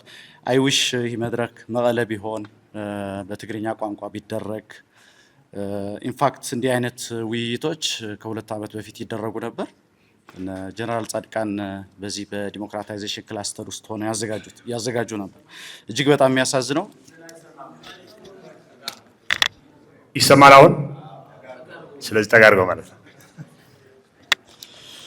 እሺ አመሰግናለሁ። ሆፕፉሊ አሁን ይሰማል። ቀደም ብዬ እንዳልኩት እንግዲህ ይህ መድረክ አይዊሽ መቀለ ቢዘጋጅ በትግርኛ ቋንቋ ብንነጋገርበት ልክ ከ2 ዓመት በፊት እንደ ጀነራል ጻድቃን በሚያዘጋጁት የዚህ የዲሞክራታይዜሽን ክላስተር አይነት ይደረግ ነበር በየጊዜውና እሱ በጣም የሚያሳዝነው እንግዲህ ከ2 ዓመት በፊት የነበረው ነገር ዛሬ ከ2 ዓመት በኋላ ያንን መድረክ እንኳን መቀለ ላይ ለማዘጋጀት ያልቻልንበት ሁኔታ ነው ያለው እና ሆፕፉሊ በአጭር ጊዜ ውስጥ ይሄ ነገር ተሻሽሎ ያው ከዚህ አሁን ካለንበት በተሻለ ሁኔታ ትግራይ ላይ የሚዘጋጅበት ሁኔታ ይኖራል ብዬ ተስፋ አድርጋለሁ። ብዙ አላሰለቻችሁም። በጣም አጠር አድርጌ ነው የማቀርበው። ትግራይ ያለው ሁኔታ ያው ከጊዜ ወደ ጊዜ ብዙ ጊዜ ይገለጻል። ቀደም ሲል የገለጹት ፔፐር አቅራቢዎችም በዝርዝር ገልጸውታል። እንዴት እዚህ ደረስን የሚለው ነገር ግን መታየት አለበት። እንዴት እዚህ ደረስን? ምንድነው መነሻው? በምን አይነት አባጣ ጎርባጣ የሆነ አመጣጥ ነው የመጣ ነው የሚለው ነገር አይ ቲንክ በደንብ አድሬስ መደረግ አለበት። አትሊስት እኔ በማውቀው ሙያ ወይም እኔ ባለሁበት ሙያ አንግል ይሄ ነገር ማየት ተገቢ ነው። እሱን ካቀረብኩ በኋላ እንግዲህ ማሳያዎችንም ጭምር አቀርብና የመፍትሄ ሐሳብ ደግሞ በመጠቆም አጠናቅቃለሁ ማለት ነው። ወደዚህ ስመጣ ከአንድ ወዳጄ ጋር በስልክ እያወራው ነበርና ይህ ወዳጄ ከመቀለ ነው ደወለልኝ። መንግስት መልሰናል ለሚሉ ሰዎች ቀረብ ያለ ወገንተኝነት አለው ይህ ወዳጄ። ሁሉም ነገር እነሱ የሚያደርጉት ነገር ልክ ነው ብሎ ነው የሚያምነው። በኋላ ብዙ ጊዜ ፕሮግራም ስሰራ ስለ አዲሱ ህግ በተከታታይ እኔ የምሰራበት ሚዲያ ላይ አቀርብ ነበርና ይሄ ነገር አንቀጾችን እየጠቀሰ ማለት ነው ይሄ እኮ በዚህ እኮ እንደዚህ 7 ዓመት ያሳስራል 10 ዓመት ያሳስራል እያለ ትንሽ ብዙ ጊዜ ይወተውተኛል። በኋላ ዛሬ ወደዚህ መድረክ እንደምመጣ ስነግረው አሁን እኮ እስካሁን በሰራው ብቻ 25 አካባቢ ደርሰሃልና 25 ዓመት ስራት ማለት ነውና ቀልድ ይመስላል። ግን አሁን የወጣው ህግ ለስራ የማይመች እንደ ጋዜጠኛም ሆነ ለመስራት የማይመች ለምሳሌ ተቃዋሚ ፓርቲ አባል መሆን ባይዘው ተቃዋሚ ፓርቲ ስም እንደ ስድብ ይቆጠራል ትግራይ ውስጥ። ለምሳሌ የአንድ ተቃዋሚ ፓርቲ ስያሜ ለምሳሌ አረና እንደ አንድ የስድብ አይነት፣ ለምሳሌ ቅንጅት እንደ አንድ የስድብ አይነት። አሁን ያ የሆነበት ምክንያት ምንድነው? ሚዲያ ስለሌለ ነው። በቃ የለም ያንን የሚያነቃ የለም። ሶ የመንግስት ናሬሽን ወይ ደግሞ ያንን ስልጣን የያዘው ፓርቲ ናሬሽን ብቻ ነው ገዢ ሐሳብ ተደርጎ የሚቀመጠውና አሁን በዛ መልኩ ስለመጣ ነው አንድም እንዴት እዚህ ደረስን፣ ለምንድን ነው ዛሬ በሚያስደነግጥ መልኩ እዚህ ደረጃ ላይ የደረስነው ቢለው ነገር ኦዲት አልተደረገም። መንግስት ኦዲት አልተደረገም ብቻ ሳይሆን እያንዳንዱ ሂደት እነዛ ኦዲት ማድረግ ያላስለመድናቸው መሪዎች መጡና ሁሉም ነገር ማድረግ እንደሚችሉ ስለሚያውቁ ወይም ያ መብት ስለተሰጣቸው ይሄ የብላንክ ቼክ ፖለቲካ ማለት ነው። ብላንክ ቼክ ቢባለው አለ አማውንቱ ቼክ የሚወስደው ሰውዬ ብቻ ነው የሚሞላው፣ በሱ መብት ላይ ነው የሚመሰረተው። ልክ ትግራይ ላይ የነበረው የብላንክ ቼክ ፖለቲካ ነው ማለት ስልጣን የያዙ አካላት በቃ እነሱ አስበው ካላሰቡልን በስተቀር እነሱን ኦዲት ማድረግ ልክ አይደለም የሚል አይነት አስተሳሰብ ነው የነበረውና ለዛ ነው በነገራችን ላይ በአንድ ዓመት ከሁለት ወር ኤርትራን በለጥናት በጣም በሚገርም ሁኔታ ማለት ነው። ልክ ጽምዶ የተባለው እንቅስቃሴ የተጀመረው የዛሬ ዓመት ከሁለት ወር ነበር። ኤፕሪል 19 ነበር የመጀመሪያ ጽምዶ የሚል እንቅስቃሴ የተጀመረውና የ36 ዓመት ያላት ኤርትራ በአንድ ዓመት ከሁለት ወር በለጥናት። ለዛ ነው ማለት ባለብሉ መብት ናቸው እነዛ ሰዎች ማለት ህዝቡን የሚመለከቱት እንደ አንድ አኗኗሪ ዝም ብሎ እንደ ኢንግሪዲየንት ልክ ምግብ ላይ የምንጨምራቸው ኢንግሪዲየንትስ አሉ አይደለም። ልክ ህብረተሰቡ ምንም ነገር ብንሰጠው ምንም ነገር ብንጭንበት ምንም ነገር መጠየቅ አይችልም። በቃ አኗኗሪ ነው። ለኛ ምቾት ሲባል ነው ወደዚህ ፕላኔት የመጣው ብሎ የማሰብ አይነት ነገር የመጣው ኦዲት ስለማይደረግ ነፃ ሚዲያዎች ስላልነበሩ ሲቪክ ስላልነበረ ተቃዋሚ ፓርቲ እንደፈለገ እንዲንቀሳቀስ መብት ስላልነበረው እዛ ደረጃ ላይ ደረሱ። ለዛ ነው አሁን በዛ መልኩ ልክ ያ ባለ መብት ማለት እንደሱ ላይ ለምሳሌ እናት በወለደችው ልጇ ላይ አታዝብ። ለምሳሌ 4 ልጅ ብትወልድ አንድ እናት ወይ 3ቱም ለትግል ትሰጣለች። የውድብ ናቸው ልጆቿ አምጪ ትባላለች፣ ትሰጣለች። ሶ ያ የሚወስደው አካል ይሉኝታ ይዞት አይ በቃ ይበቃሻል፣ አንድ ልጅማ አንቺን ሊጦር ይገባል እስካላላት ድረስ እንግዲህ የተለየ ባዮሎጂካል አሬንጅመንት የለም ትግራይ ውስጥ። ማንም እናት አንድ ልጅ ለመውለድ ያለው ፕሮሰስ ባዮሎጂካል ፕሮሰሱ ይታወቃል። ማለት በተለየ ሁኔታ ልጆቿ የማትወድ እናት ናት ትግራይ ያለችው ልንል አንችልም። በየትኛውም ዓለም ላይ እንዳለች እናት እኩል ልጆቿ የምትወድ እናት ናት ትግራይ ውስጥ ያለችው። ግን እንደ ጀብድ ተደርጎ ይወራል። ለምሳሌ 5 ልጆቻቸው የተሰዋባቸው እናት 4 ልጆቻቸው የትም ዓለም ሰምታችሁ ታውቃላችሁ? እንደዚህ አይነት ነገር የለም እኮ ትግራይ ላይ ብቻ ነው። በቃ ልክ እንደ ገጸ በረከት ወይም እንደ መልካም ነገር ወይም እንደ ጀብድ የሚወራው መኖርን ሳይሆን 5 ልጅ ተሰውተዋል፣ 4 ልጅ ተሰውቶባታል፣ 1 ልጅ ብቻ ነው የቀራት ይባላል። አሁን ያ ያለውንም ልጅ አምጪ ስትባል ሁላችንም ደነገጥን።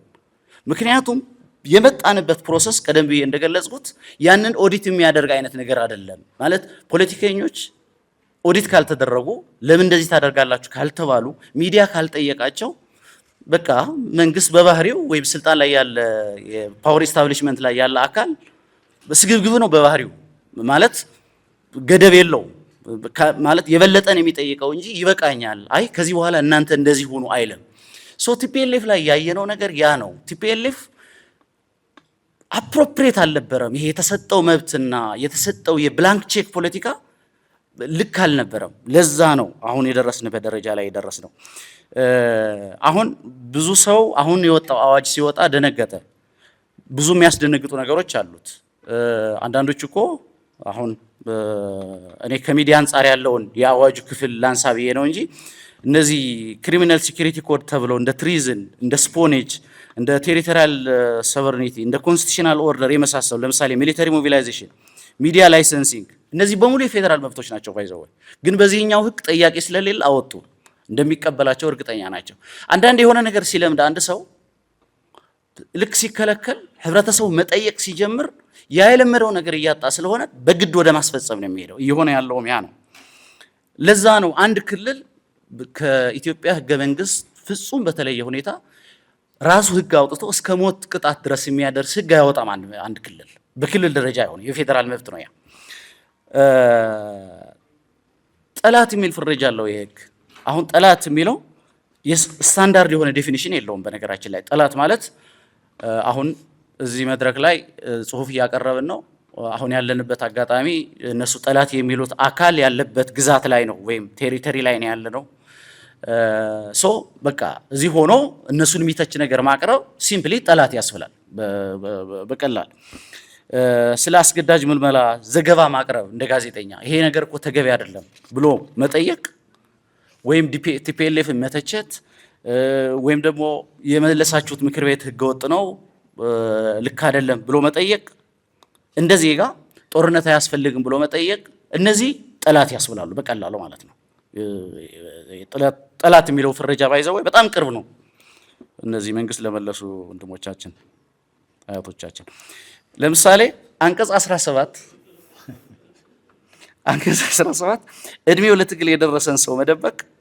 ለምሳሌ እናት ልጇን ብትደብቅ፣ ለምሳሌ 3 ልጆች አሏት፣ ሁለቱም ተሰውተውባታል፣ አንድ ነው የቀረውና ሊጦረኝ ይገባል ይሄ ልጅ ብላ አሁን አይ በቃ ጓዳ ግባ ብላን ብላ ብትደብቀው 7 ዓመት ያስፈርዳል እናትየው ላይ ማለት ነው። አሁን ይሄ ኦዲት ያልተደረገ መብት ያመጣው በቃ ወደ አውሬነት ነው የምትቀየረው መጨረሻ ላይ ያንን ያገኘውን ነገር ስታጣ ወደ አውሬነት ትቀየራለህ። ያ ያመጣው ነገር ነው። በመግለጫ መተቸት፣ ለምሳሌ በሚዲያ መተቸት፣ በመግለጫ መተቸት። በነገራችን ላይ የህግ ትግራይ ላይ ብቻ አይደለም አፕላይ የሚደረገው ከትግራይ ውጭም ተጋሩ ላይ ብቻም አይደለም። ተጋሩ ያልሆኑትን ይመለከታል፣ በመላው ዓለም ያሉት። በነገራችን ላይ መግለጫ የሚያወጡ ተቋማት አሉ። ዩሮፒያን ዩኒየን አወጥተዋል፣ ሂውማን ራይትስ ዎች አወጥተዋል፣ ስቴት ዲፓርትመንት አወጥተዋል። እኔ አሁን አንዳንዴ የማስበው የስቴት ዲፓርትመንቱ ኃላፊ ማርኮ ሩቢዮ ቀዳማዊ ወያኔ ፍርድ ቤት ሊፈረድባቸው ይችላል እድሜ ልክ ወይ ምናምን እና መጨረሻ የለውም። አንቀጽ 18 ለምሳሌ በጽሁፍ በንግግር በምስል መልእክቶችን ማስተላለፍ፣ ሰማዕታትን የሚመለከት ጥያቄ ማቅረብ ወይም ደግሞ ለምንድን ነው ይሄ መስዋዕትነት የተከፈለው ማለት ወንጀል ነው። በአሁኑ ሰዓት የከዚህ በፊቱ ጦርነት መቼ ኦዲት ተደረገ፣ ለምንድን ነው ዋጋ ምን ከፍለው ብሎ መጠየቅ ወንጀል ነው አሁን ባለው ሁኔታ። አንቀጽ 44 ከጠላት ጋር ማበር የሚል አለ። ለምሳሌ ያው ቀደም ብዬ እንዳልኩት ስታንዳርድ የሆነ ዴፊኒሽን የለውም። ጠላት የሚለው ምንድን ነው የሚያሟላው፣ የትኛው አካል ነው ጠላት የሚባለው የሚለው ነገር ስታንዳርድ ዴፊኒሽን ስለሌለው ይሄ ህግ የቀድሞ ጠቅላይ ሚኒስትር ልጅ ማማትም አይፈቅድም ብላ ነበር ከቀናት በፊት። ሆፕፉሊ ሶበር ማይንድድ ሆና እንዳለችው ተስፋ አደርጋለሁ። አንዳንዴ እሱ ተቃራኒም ስለምትል አንቀጽ 66 በሌለበት ፍርድ ማስተላለፍ የሚል አለ። ለምሳሌ እንደ ህግ አስቀምጠውታል። በአብዛኛው በሆነ አጋጣሚ ከእጃቸው የወጣ ሰው ለነሱ የማይመች ነገር ሊናገር ይችላል ተብሎ ስለሚገመት በሌለበት ፍርድ መስጠት አንቀጽ 66 ላይ ተቀምጧል። አንቀጽ 74 ያለ ዋራንቲ መጥቶ ማሰር መፈተሽ የሚመለከት ህግ አለ። በጣም የሚያስቅ ሌላው ደግሞ ምንድነው አንቀጽ 70 ላይ የሞት ፍርድ አፈጻጸም በተመለከተ የሚፈጸም የሞት ፍርድ ነው የሚለው። ብዙ ጊዜ የሞት ፍርድ ሲባል ኢትዮጵያ ውስጥ ብዙ ሰው የሞት ፍርድ ይፈረድበታል። 2 ሰዎች ላይ ነው የተፈጸመው እስከዛሬ ድረስ። ምናልባት የምታውቁት ከሆነ ከ1983 ወዲህ ሞት የሚፈረድበት ሁሉ ይፈጸምበታል ማለት አይደለም። የጀነራል ሀየሎም ገዳይና ጀማል ያሲን እና የቀድሞው የደህንነት ሹም ክንፈ ገብረመድህን የእሳቸው ገዳይ 2 ሰዎች ብቻ ናቸው የሞት ፍርድ በኢትዮጵያ ታሪክ እስከዛሬ ድረስ የቅርብ ጊዜ ታሪካችን ውስጥ የምናውቀው። ይሄኛው ግን አንቀጽ 70 ላይ ስለ አፈጻጸም ነው የሚያወራው። ይፈጸማል ነው የሚለው እና ፕሬዚደንቱ ፈርመው ተፈጻሚ ይሆናል ማለት ነው። የሚፈረድበት ሰው ዝም ብሎም አይደለም እና የአዋጅ ጉዳይ እዚህ ላይ ገታ አላድርገውና ትንሽ በተደጋጋሚ ብንነጋገርበት ትንሽ ፈኒ ስለሚመስል አንዳንዱ ነገር ግን በራሳችን ህይወት ላይ ስለሆነ ኢምፓክት ያለው እሱን ጠቅሼ ልለፍ። ይህን ለምንድን ነው የምታደርጉት ብሎ ሚዲያ ሲጠይቃቸው ሁሌ የሚነሳ ጀስቲፊኬሽን ምንድን ነው? ምዕራብ ትግራይ የሚባል ነገር እንዲመለስ ወይም ተፈናቃይ እንዲመለስ የሚል ጀስቲፊኬሽን ነው የሚቀርበው። ተፈናቃይ እንዲመለስ በዚህ ደረጃ ተገዶ አውቶቡስ ላይ የሚጫን ልጅ እናቱ እያለቀሰች በግዳጅ ታፍሶ አውቶቡስ ላይ የሚጫን ልጅ ከልቡ ተታኩሶ እንግዲህ ተዋግቶ ምዕራብ ትግራይን ያስመልሳለው የሚለውን ነገር በጣም አጠያያቂ ነው። በዛ መልኩ የሄደ ልጅ ሊዋጋ አይችልም ወይ ከኋላ ነው የሚመታው። አልገባም ወደ ጦርነት ሲል ከኋላ ይመታል እንጂ በወኔ ታግሎ መሬትን የሚያስመልስ ወይ ተፈናቃይ የሚያስመልስ እኔ ሰባካሪ ያለው ተፈናቃዮች አንዳንድ እናቶችና አባቶች አሉ ምደውልላቸው ምንድነው የሚሰማችሁ በዚህ መልኩ ወጣቶች ሲታፈሱ በትክክል እናንተ እንድትመለሱ ያደርጋል ወይ ይህ አሁን እየተደረገ ያለው አፈሳ የሚል ጥያቄ ሳቀርብ እነሱ ደስተኞች አይደሉም። እና ከዛ አንፃር አሁን እየተደረገ ያለው ሬዚስታንስ የሶሳይታል ሪጀክሽን ነው ብዬ ነው የማምነው። ሶሳይታል ሪጀክሽን ነው፣ ጄኔሬሽናል ሪጀክሽን ነው። አሁን የዚህ የቲክቶክ ጄኔሬሽን አርቲስቱም በየደረጃው ያለ የማህበረሰብ ክፍል ሪጀክት እያደረገው ነው ይሄኛውን ነገር። ግን ቀደም ተብሎ ቢጀመር የማንቃቱ ስራ ነፃ ሚዲያ ቢኖር እዚህ ደረጃ ላይ አይደረሱም ነበር ብዬ ነው የማምነው። ዲያስፖራ ካሉ በጣም ጥቂት ከነሱ ጋር በጥቅም በዝምድና ወይም በተለያየ ምክንያት ትስስር ካላቸው ሰዎች ውጪ ዲያስፖራም በነገራችን ላይ ቶታሊ ሪጀክት አድርጎታል። ይሄ ከዚህ በፊት እንደፈለጉ ገንዘብ ማዋጣት እንደፈለጉ ይሄ በገንዘብ መደገፍ የሚባለው ነገር አሁን የለም። ስለዚህ ሪጀክት ተደርጓል ማለት ነው። ተገቢ ነው።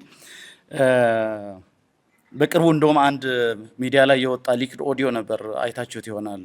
ካናዳ ላይ ስብሰባ ተደርገው እንደለመዱት ልክ መዋጮ ሲደረግ ሰዎቹ ሰውን ለማነሳሳት መጀመሪያ የኮሚቴው አባላት የተወሰነ ገንዘብ አዋጡና በኋላ መጨረሻ ላይ አያዋጣም ሰው።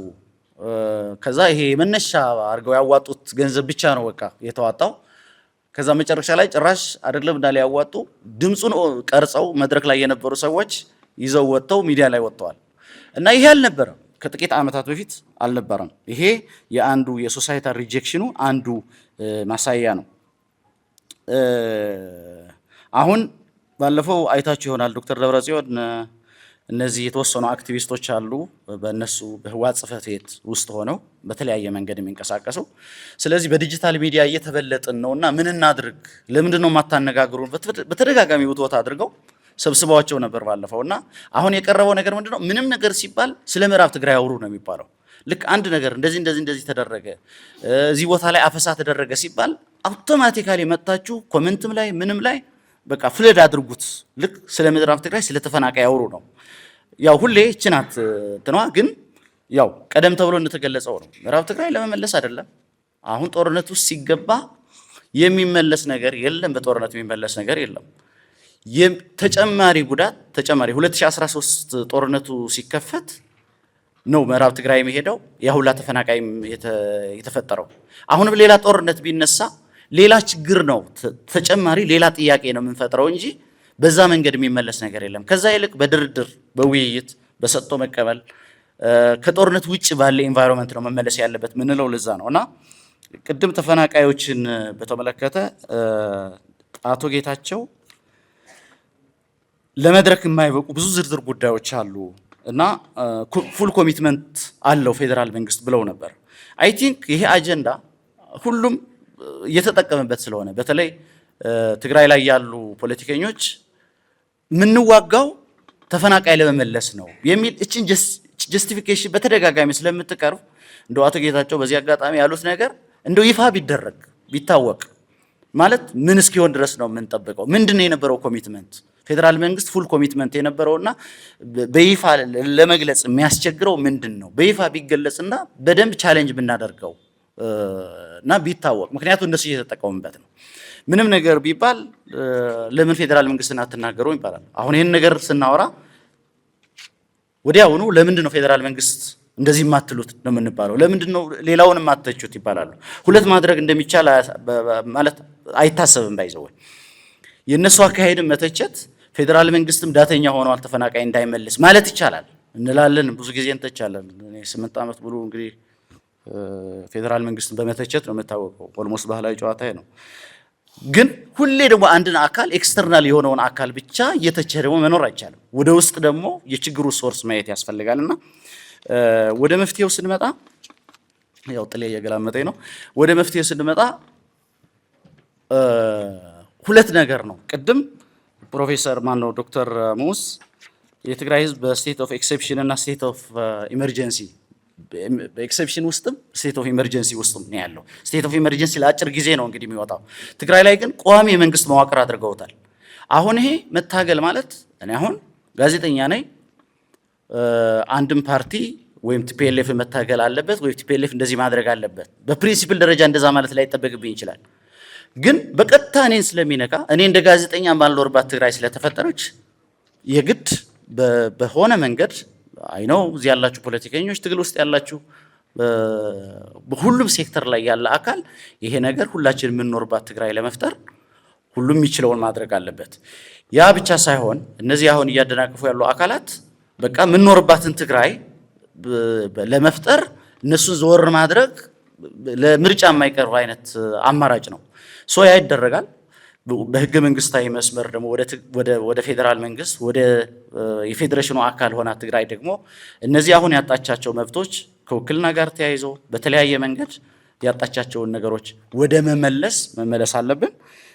በጣም አመሰግናለሁ። ከዚህ በላይ ባላስረዝመው። ቴንክ ዩ እጅግ በጣም አመሰግናለሁ ዳዊት። ዳዊት እንደምታውቁት ከ20 ዓመታት በላይ በዚህ ሙያ ያገለገለ ትልቅ ባለሙያ ነው። የአውራምባ ታይምስ አዘጋጅ ነው። በነገራችን ላይ የ2010 እንደ አውሮፓውያን አቆጣጠር የሲፒጄ ተሸላሚ ነው። ምናልባት ይህን ሽልማት በኢትዮጵያ ብቸኛ ሰው ይመስለኛል። ስለዚህ አሁንም ደግሜ ዳዊት በጣም አመሰግናለሁ። ጊዜ አልወስድም። የመጨረሻ አቅራቢያችን ዶክተር አበራ ደምስስ ነው። የኢትዮጵያ ፐብሊክ ሰርቪስ ዩኒቨርሲቲ አሲስታንት ፕሮፌሰር ነው። ሲኒየር ትሬነር ነው። ዶክተር ቅድም ሳሚ ባላቸው አጀንዳ ላይ እንዲያቀርብ ሰጥቼዋለሁ እድል። ስሜ ያው አበራ እባላለሁ። አበራ ደምስስ። ብዙ ጊዜ ደምስስ ሲባል ብዙ ጊዜ አንዳንድ ቼክ ሲጽፉ ደምሴ ይላሉ፣ ደምሳሽ ይላሉ እና በጣም ሰዎች ይቸጋል ደምስስ ለማለት ነው። ትግርኛ ራሱ ሁላ አይመስላቸው። አንወስ ብዙ ጊዜ እኔ በስልጠና አካባቢ ነው ብዙ ጊዜ እኔ ያሳለፍኩት ወይም ከማስተማር በተጨማሪ አሁን ግን በተለይ እዚህ ስለ ትግራይ አካባቢ እንደዚህ እንድንነጋገር በዚህ አካባቢ በተለይ ሚዲያ ማህበረሰብን ከማንቃት የነቃ ማህበረሰብ ደግሞ ልማትን እድገትን ያመጣል። ስለዚህ በዚህ አካባቢ ያለው ሳይክል የሆነ ብታብራራ በዚህ ጉዳይ ብናወራ ፕሮባብሊ በዚህ ሙሉ ብዙ ጥናት ባደርግ ኢት ኩድ ሃቭ ቢን ጉድ። ግን ምንም ይሁን ምንም አሁን አንደኛ አንዳንድ ትግራዋይ ወይም አንዳንድ ኢትዮጵያዊ በገባኝ ልክ ምክንያቱ እዚህ ስላለው ነገሮች መታዘብ እችላለሁ። ሁለተኛ ቀኑ አጭር ቢሆንም ብዙ ነገሮችን ማንበብ ማየት ይችላል። በዚህ መልኩ ለተወሰኑ አንድ 15 ደቂቃ ያክል የኔ ሪፍሌክሽን ማቅረብ ፈልጋለሁ ማለት ነው። አቤል ይህን ሀሳብ ሲያቀርብልኝ በደስታ ነው የተቀበልኩት። አንደኛ ብዙ ጊዜ ወደ 15 ዓመት አካባቢ ስልጠናዎች ከብዙ ኢትዮጵያ ማኔጅመንት ኢንስቲትዩት ከአዲስ ቻምበር ትሬኒንግ ኢንስቲትዩት ከተለያዩ ከአዲስ አበባ ሊደርሺፕ አካዳሚ ስልጠናዎች ይሰጣሉ። ትግራይ አካባቢ ያለኝ አጋጣሚ በጣም ትንሽ ናቸውና ስለዚህ ይህን እድል ሳገኝ በተለይ አሁን ባለንበት ሁኔታ የራሴ ሀሳብ ሪፍሌክት ባደርግ እንግዲህ አንዱኛ ማድረግ ያለብን የመሰለን የታየንን ጉዳይ መናገር ስለሆነ በዚህ ጉዳይ ይህን ሚዲያ እንደ አንድ ተቋም ሳየው አብዛኛው በስትራቴጂክ አካባቢም ስለሆነ ከተቋማት አካባቢ ማማከር አሁን ትግራይ አካባቢ ያለ የሚዲያ አጠቃቀም ምን ይመስላል? ሚዲያ እንደ ሚዲያ ሮሉ ምን መሆን ነበረበት? I have to read and I try to read። ይሄን ካለ በኋላ ሚዲያ በዋናነት the small gear ምንድነው tries to make the bigger gear run የሚለው ወይም አንድ ትንሹ ጊር ወይም ጥርስ ለትልቁ ጥርስ ያነቃንቆ ምን ይፈጠራል? እንግዲህ በመኪና አካባቢ እናቀዋል። ስለዚህ ሚዲያ ማን ነው የሚነካው? ማህበረሰብን ያነቃል። የነቃ ማህበረሰብ ምን ያደርጋል? ውሳኔውን ያስተካክላል። የተስተካከለ ውሳኔ ምን ያመጣል ሲባል እንግዲህ ልማት፣ እድገት ምናምን እያልን እንሄድ እንችላለን። ስለዚህ በዚህ መልኩ እኔን እንደ 3 ጉዳዮች ነው ማየት የፈለኩት። አንደኛ ሚዲያ አዝ ኤ ካታሊስት እንዳፋጣኝ ነገሮች እንዳቀጣጣይ። ሁለተኛ የማህበረሰብ ንቁ ተሳትፎን ከመፍጠር አኳያ ምክንያቱም ሚዲያ የፈለክ ብትናገር ካልተመለሰ ካልተነጋገርክ ያን የምንፈልገው ነገር መግባባት መረዳት ላንችል እንችላለን። ስለዚህ ሶሻል ኢንጌጅመንት፣ ሲቲዝን ፓርቲሲፔሽን፣ ኮሚኒቲ ኢንጌጅመንት እንዴት ነው ሚዲያን ሄል ሊያመጣ የሚችለው ሚል ሁለተኛ ሚዲያ ኢንጌጅመንት እንደ ብሪጅ ነው ማለት እንደ ድልድይ። ሶስተኛ ዴቨሎፕመንት ወይም ልማት ማምጣት። ስለዚህ በእነዚህ ጉዳዮች ነው ነገሮች ለማየት የፈለኩት ማለት ነው። እንደ መነሻ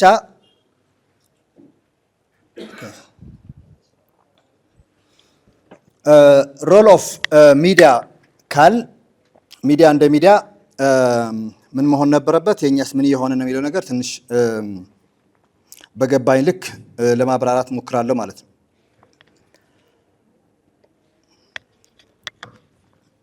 እንግዲህ ቅድም ብዙ በዚህ ጉዳይ ስናወራ ነበር። በተለይ ሚዲያ በተመለከተ ስንነጋገር ሚዲያ በዋናነት አዌርድ የሆነ ማህበረሰብ ይፈጥራል ወይም የነቃ ማህበረሰብን ይፈጥራል። ሁለተኛ አዌርድ ብቻም ሳይሆን ሚዲያ ማህበረሰቡ የተሻለ ውሳኔ እንዲወስን ይጠቅማል። በምን ጉዳይ? ለምሳሌ እንደ ትግራይ አይነት ወይም ወደ 80-85% ማህበረሰቡ እርሻ ላይ ቢኖር ገበሬ ወይም አርሶ አደር በሆነበት ጉዳይ ምን እንዲያደርግ ነው የምንፈልገው? ሚዲያ ምንድን ነው የሚያደርገው? በምን ጉዳይ ኢንፍሉዌንስ ሊያደርገው ይችላል? አንደኛ በእርሻ አካባቢ ሊሆን ይችላል። ሁለተኛ በትምህርት ሊሆን ይችላል። ሶስተኛ በጤና አካባቢ፣ አጠቃላይ በፖለቲካ ንቁ ተሳትፎ ከማድረግ አኳያ ሚዲያ ትልቅ ኢምፓክት ያመጣል ነው። ይሄ እንዲሆን ግን ሚዲያው ራሱ ምን መሆን አለበት? ኢንዲፐንደንት ፕሉራሊስቲክ መሆን አለበት። ኢንዲፐንደንት ስንል ያው ከማንኛውም ነፃ የሆነ ቅድም ጥላሁን ሲል ነበረ፣ እኛ ሚዲያ የማንም አይንም አያጠፋም የማንም አይንም አይኩልም ሲል ነበር ነው። ስለዚህ this is what you call እንደው በጣም ጥሩ የሆነች ኢንዲፐንደንት። ሁለተኛ ይሄ ዲሞክራቲክ ገቨርናንስ ፋሲሊቴት ያደርጋል ስንል ቅድም ሞዝ እንግዲህ ሞር ዲሞክራታይዝ መሆን ከምርጫ ሳይሆን የሚጀምረው ከኢምፓወር ከሆነ ሶሳይቲ መነጋገር ከፍርሃት ነፃ ሆኖ መነጋገር በሚችል ማህበረሰብ ነው የሚጀመረው ሲል ነበርና አይ ቲንክ እኔም እሱ በደንብ ሸር አድርገዋል። ስለዚህ ይሄ ከሆነ ሚዲያ ዲሲሚኔትስ ኢንፎርሜሽን ኤንድ ኤጁኬትስ ሲቲዝን ቱ ስፓርክ አዌርነስ። ስለዚህ በዚህ እኛ የተለያዩ ሚዲያዎች አሉ ምን ያህል ሪሊ አዌርነስ ስፓርክ አድርገዋል ለው ነገር እንዲሁ ማጥናት ካለብን ማጥናት እንችላለን። በሁለተኛ ኮሚኒቲ ኢንጌጅመንት ነው ወይም የማህበረሰብ ተሳትፎ። ኮሚኒቲ ኢንጌጅስ ኦር ኮሚኒቲ ፕሮሞትስ አክቲቭ ፓርቲሲፔሽን ኤንድ ኢንዲጂነስ ኖሌጅ ኤንድ ሎካል ኦነርሺፕ ይላል። ይሄ ምን ለማለት ተፈልጎ ነው? ምክንያቱ መቼም እዚህ ሆነን ስለ ትግራይ ችግር ሜይ ቢ የምንፈታ አይመስለኝም። ትግራይ እዛ አካባቢ ሰው ምንድን ነው እያለ ያለው? እዛ ያለ አጠቃላይ ኢንዲጂነስ ኖሌጅ ምንለው ወይም ሀገር በቀል እውቀት ምንላቸው በየአካባቢው አሉ። እንግዲህ ስለዚህ ይሄ ጆርናሊዝም ከተባለ ይሄን ኢንጌጅ ከማድረግ አኳያ እዛ ያለ ኢንዲጂነስ ኖሌጅን ከማውጣት አኳያ እንግዲህ ምን ያህል ርቀት ሄደናል ብሎ በትክክል ማየት ይቻላል። ትግራይ በጣም ሰፊ ሀገር ነች ወይም በጣም ሰፊ ከተማ ነች ወይም አይ ቲንክ ትልቅ ክልል ነው። ስለዚህ በዚህ መልኩ ሚዲያዎቻችን ከጫፍ እስከ ጫፍ ምን ያህል እናውቃቸዋለን፣ የማህበረሰቡ አኗኗር በትክክል ወደ አንከበር ከማድረግ አኳያ ምን ሰርተናል ብሎ ማየት ይቻላል። ሶስተኛ ዴቨሎፕመንት ከማምጣት አኳያ እርግጥ ነው ዴቨሎፕመንት ኢንፍራስትራክቸርም ሊጨምር ይችላል። በት ኢትስ ናት ኦንሊ አባውት ኢንፍራስትራክቸር፣ ስለ ቢልዲንግ ሳይሆን ስለ ማህበረሰብ ንቃት የሚል ነገር ዴቨሎፕመንት ኢመርጅስ ኤንድ ዚስ ሪሊ አቺቭድ ስሩ ኮሌክቲቭ አክሽን ኤንድ ፋንዳሜንታል ሶሻል ትራንስፎርሜሽን እንዲያመጣ ዘርፎር ሚዲያ እንደ ካታሊስት ሆኖ ሚዲያ ኢንፎርም ያደርጋል፣ ኮሚኒቲ ኢንጌጅ ያደርጋል። ይሄ ደግሞ ዴቨሎፕመንት እንዲመጣ ማድረግ ይችላል ሚል ነው እንደ ሚቹዋሊ ሪኢንፎርሲንግ ሉፕ ብዬ በዚህ ነገሮች ማየት የፈለጉት። ሶስተኛ ሚዲያ አዝ ኤ ካታሊስት ፎር ትራንስፎርሜሽን ስንል አንደኛ ሶሳይቲ ስታቲክ ሶሳይቲ እንለዋለን። ስታቲክ ሶሳይቲ የምንለው ሶሳይቲስ ካናት ትራንስፎርም ዘምሰልቭስ አንለስ ሲቲዝንስ አር አዲኩዌትሊ ኢንፎርምድ። ስለዚህ አጠቃላይ እነሱ በሚመለከታቸው ጉዳዮች በፖሊሲ፣ በስትራቴጂ፣ በአደረጃጀት ኢንፎርምድ መሆን መቻል አለባቸው። ይሄ ኢንፎርምድ ካልሆነ ዘ ሶሳይቲ ኢዝ ኮልድ ስታቲክ ሶሳይቲ። ይሄ ስታቲክ ሶሳይቲ ማንቃት የሚችለው ቅድም እንዳልኳቸው አዝ ኤ ካታሊስት ኢት ኢዝ ዘ ሚዲያ። ኮሚኒኬሽን አክትስ አዝ ኤ ካታሊስት አክሰለሬቲንግ ሶሻል ቼንጅ ስሩ ዲያሎግ ኤንድ ሞቢላይዜሽን። ስለዚህ ሰዎች ወደ ዲያሎግ ወደ መንገር ብቻም ሳይሆን መነጋገር፣ ይህን መባባል ማምጣት ማለት ነው። ይሄ ምን ይፈጥራል? ኢምፓወርድ ሶሳይቲ ይፈጥራል እናለ። ኢምፓወርድ ሶሳይቲ ሚዲያ ሰርቪስ አዝ አን ኢሴንሻል ቱል ፎር ኢምፓወርመንት ኤንድ ፓርቲሲፓቶሪ ዴቨሎፕመንት እና ይሄ እንዲመጣ ሚዲያ የትራንስፎርሜሽን ወይም የካታሊስት ሮል መጫወት አለበት ብለን እናስባለን። ቱ ዋት ኤክስተንት ቲቢኤስ ሚዲያም ሌሎች ሚዲያ አድርገዋል። አክቹዋሊ አሰስ መደረግ መጠናት ሊኖርበት ይችላል። በሁለተኛ ኮምፕሌክሲቲን ክላሪፋይ ማድረግ። ይሄ ማለት ኮምፕሌክስ ፖለቲካል ኤንድ ኢኮኖሚክ ኢሹዎች ይኖራል። በጣም ሁሉ ሰው በቀላሉ ሊገባው ላይችል ይችላል። ስለዚህ ይሄ ከማድረግ አኳያ ሮው አንፊልተርድ ኢቨንትስ ዛት ኦቨርዌልም ፐብሊክ አንደርስታንዲንግ ኤንድ ዘ ሚዲያ ሹድ ሜክ ቲንግስ ኤዚየር። ነገሮችን ማቅለል፣ ሰው በሚገባቸው በቋንቋቸው ነገሮችን ማስረዳት መቻል ሌላ ጉዳይ ሊሆን ይችላል። ስለዚህ አክሽነብል ኢንፎርሜሽን የምንለው the media should translate complex issues so citizens can make informed decisions። ስለዚህ አጠቃላይ አብዛኛው ቅድም ስለ ፕሪቶሪያ አግሪመንት ስለዛ ጉዳይ ብዙ ስንል ነበር። ሰው ምን ያህል ነው የሚያውቀው? የሆነ ጊዜ ኤችአር እንግዲህ የአሜሪካ ይመስላል ስለ የሆነ ነገር አዋጅ አውጥቶ ምናምና በየአካባቢው ዝም ብሎ ኤችአር እንቃወማለን ይላል። ይሄ ሂውማን ራይትስ ነው። ሰው ኤችአር ራሱ ምን እንደሆነ አያውቅም። ግን በየቀበሌ እኔ ባለሁበት በአበርገሌ አካባቢም ስለ ኤችአር ይጽፋሉ። ምንድነው ኤችአር? እንጃ ኤችአር ነው የተባለው እያለ በየቤቱ ይለጥፋል። therefore do really people understand what it is? ስለዚህ ነገሮች ከላይ የሚነገሩ ጉዳዮች ምን ያክል ነው ወደ ታች ወርደው ሰዎች እንዲገባቸው አንደርስታንድ እንዲያደርጉት እየተደረገ ያለው ሚዲያ በዚህ አካባቢ ነገሮች ኮምፕሌክሲቲ how they are going ምን ያህል ክላሪፋይ አድርገው ምን ያህል ክሊር አድርገውታል የሚለው ነገር ማየት እንችላለን ማለት። ሶስተኛ ኮንሰፕቹዋላይዝ ማድረግ ማለት እንግዲህ ሁለት ነገሮች አለ። አንደኛ the root and the tree የምናየው ነገር አለ። ሌላኛው ደግሞ the root አለ። እንደ ሄድላይን አጠቃላይ ስለ ዛፉ ማውራት አንድ ጉዳይ ሆኖ በዋናነት ግን እንፈልጋለን we need to investigate the root ታች ምንድን ነው ያለው beyond the surface. Quality journalism moves beyond merely broadcasting headlines. It acts as an excavator bringing the deeper context to light. እንግዲህ ኢንቨስቲጌቲቭ ጆርናሊዝም ይባል እንዳለ ያው እንግዲህ አውቃለሁ። ስለዚህ ምን ያህል እንግዲህ ብዙ ነገሮች ምናያቸዋል ማህበረሰቡ እንኳን ያያቸዋል። but media should go beyond that one.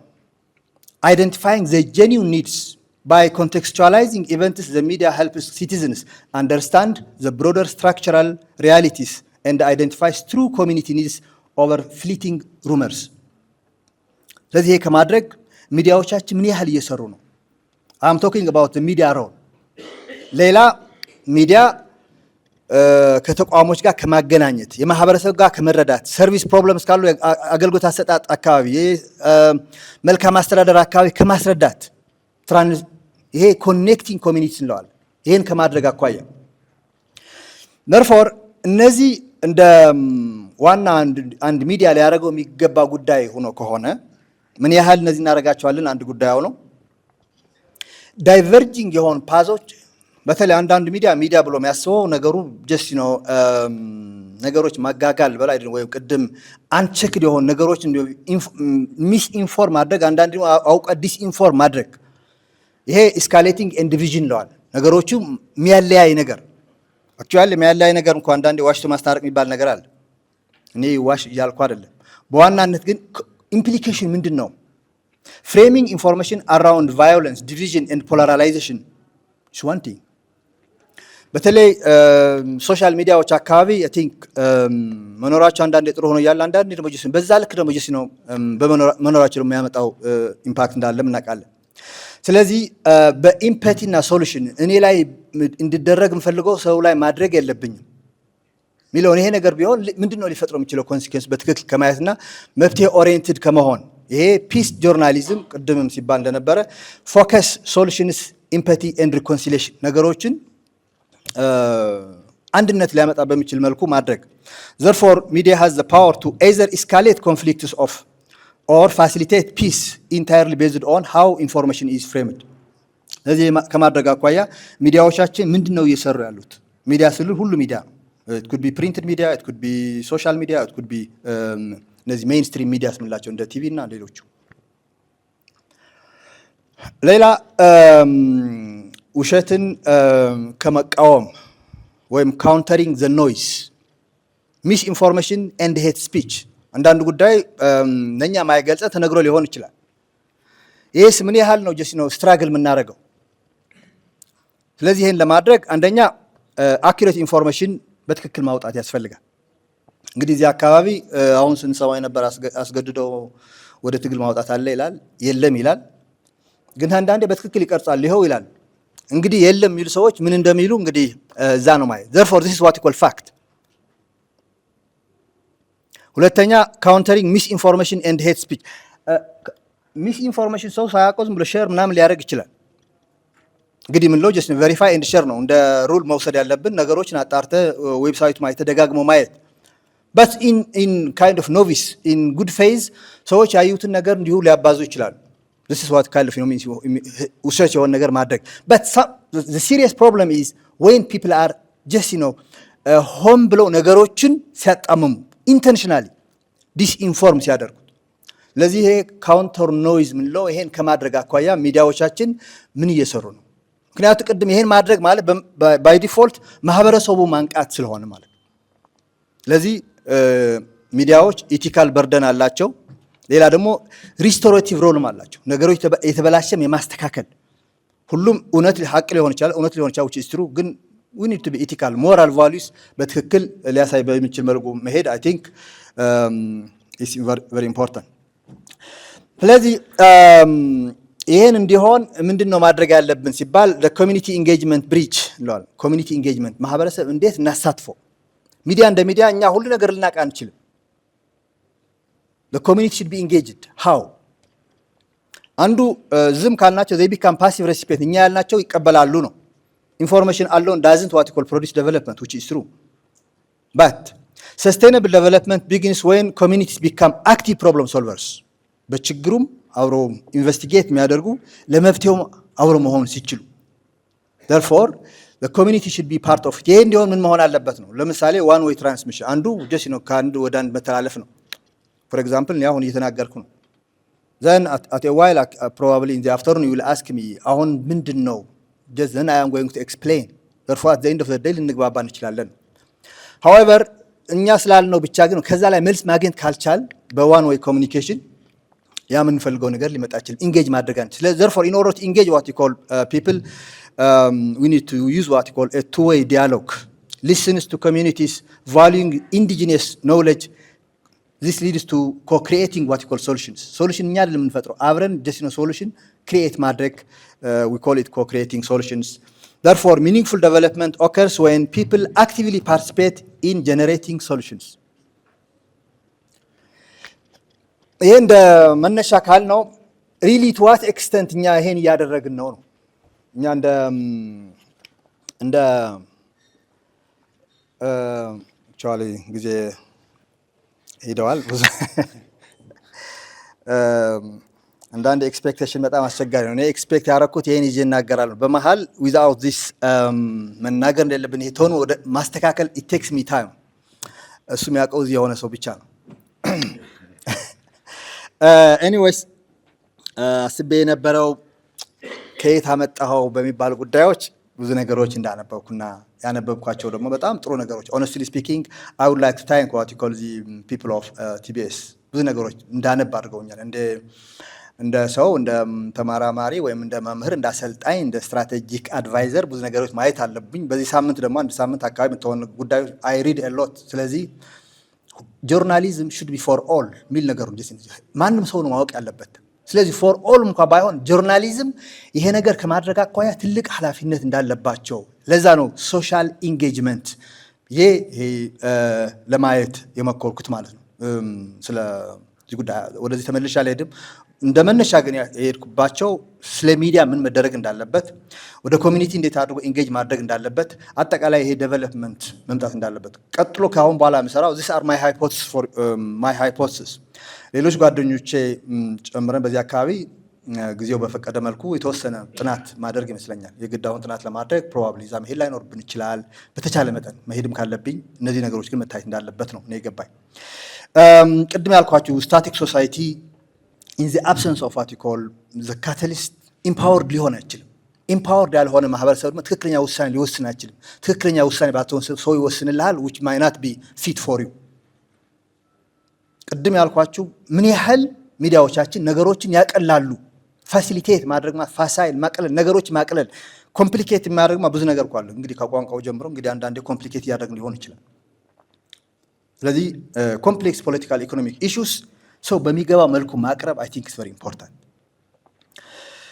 ሌላ ኮንቴክስቱን በትክክል መረዳት ምን ሆኖ ነው ማለት ብዙ ነገሮችን ላይ እንችላለን።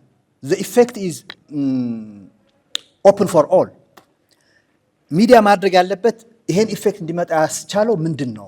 we need to go back and actually down to the root እዛ ላይ ሲሆን ኦኬ ለካ ለዚህ ነው እንደዚህ ሆኖ ለካ እና ያለ ልሄድ እንችላለንና I think that's very important. the intention should be investigated.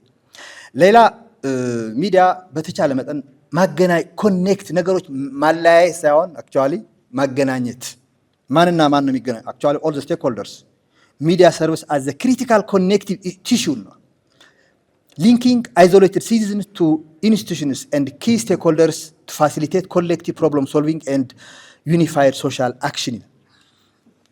ስለዚህ እነዚህ ከማድረግ ምን ያህል ሄደናል? እንግዲህ እንደ ሰው ፐርሲቭ ማድረጋቸው ጉዳዮች ይኖራሉ፣ ግን እንደዚህ ናቸው ብሎ ደግሞ መናገር ባላጠናው ደግሞ ከባድ ነው፣ በተለይ እንደ መምህርም እንደ ተመራማሪም ስትሆን። ስለዚህ ሚዲያ ለሁለት ነገር እንደ ሁለት አይነት ስለት ያለው ነው። ነገሮችን ሊያበላሽ ይችላል፣ ነገሮች ሊያስተካክልም ይችላል። ስለዚህ ከሚያስተካክል ዲቫይድ ከሚያደርግ ሞር ሰዎችን ሄት ስፒች ምናምን ከሚል ጉዳዮች ወጥተን ወደ አንዱ ዚ ላይክ ኤንድ ሳብስክራይብ ወይም የኢምፕሬሽን ካይንድ ኦፍ ሪቮሉሽን ብሎ ያለዋል። ሰዎች ለላይክ ለማም ሲባል ምን ባደርግ ይመጣል ብሎ መሄድ አይ ቲንክ አንዳንዴ ከላይኩ ይልቅ ሌላ ነገር ሊፈጥር ስለሚችል፣ ሌላ ቅድም ያልኳችሁ ኖይዝ ሚስ ኢንፎርሜሽን ኤንድ ሄት ስፒች ሊነገሩ ይችላሉ። ሚዲያ ይሄን የማስተካከል ጉዳይ አንዳንዴ የሚመጣም በሚዲያ ነው፣ የሚስተካከሉም በሚዲያ ነው፣ እሾውን በሾው። ስለዚህ ኢን ፖላራይዝድ ሶሳይቲስ ሬስፖንሲቭ ሚዲያ ሺልድ ሲቲዝንስ ፍሮም ዲቪሲቭ ሪቶሪክ ሄልፒንግ ዘም ዲስቲንግዊሽ ፋክትስ ፍሮም ሩመርስ። ይሄ አሉባልታ የሆኑ ጉዳዮች እንዲለይ ከማድረግ አኳያ እንግዲህ እነ ቢቢሲ ምናምን ጥሩ ስንላቸው እንግዲህ የሚደረገው ሁሉ ነገር ጀስት ነው በአካል ሂዶ ማሳየት ማለት ነው። አክቹዋሊ ሂዶ ማሳየት በእኛ አካባቢ ምን ያክል ዝም ብሎ ምክንያቱም በቁጭ ብለህ ዜና በማንበብ ብቻ ሁሉ ነገር ላያልቅ ስለሚችል ቅድም ያልኳቸው ይሄ የኢቲካል በርደን ያልናቸውና ዘ ሪስቶሬቲቭ ሮል የሚለው ነው። ኮሚኒቲ ስቴቢሊቲን ከመፍጠርና ናሽናል ዩኒቲ ከመፍጠር አኳያ አሁንም እንደ ትልቅ ሮል አድርጎ ብለን እንወስዳለን። ሌላም ዘ ፓወር ኦፍ ዘ ፕሬስ ቅድም አራተኛ መንግስት ነው እንዳለው አይነት ማለት ነው። እና ይሄን ከማምጣት አኳያ አክቹዋሊ ፓሲቭ ፓርቲሲፓንትስ ለዴቨሎፕመንት ኮንትሪቢዩሽናቸው በጣም ይዚ ግባ የሚባል አለም። ሰው ባልገባው ነገር ምንስ ሊል ይችላል ቢናገር ራሱ። ስለዚህ አክቲቭ ፓርቲሲፓንት ከማምጣት ወይም ሰስቴናብል ዴቨሎፕመንት ለማምጣት ኮሚኒኬሽን የራሳችን ችግር ከመፍታት አኳያ ትልቅ ነገር አለው ነው። ስለዚህ ፓርቲሲፓቶሪ ኮሚኒኬሽን ምንለው ይሄ ከዋን ዌይ ኮሚኒኬሽን መንገር አይ ቲንክ ጥሩ ሊሆን ይችላል፣ በት ደግሞ መሰማት ደግሞ ስላለበት ማለት ነው። ቱ ዌይ ኮሚኒኬሽን የሚለው ሚዲያ ስቴሽን አለ፣ ሌላ ማህበረሰብ አለ። ሚኒንግፉል ዴቨሎፕመንት ኦከርስ ወይም ፒፕል አክቲቭሊ ፓርቲሲፔት ኢን ጄኔሬቲንግ ሶሉሽንስ። እንግዲህ ቅድም ዳዊት ይሄ መቀሌ የሆነ ብናደርገው ብለዋል።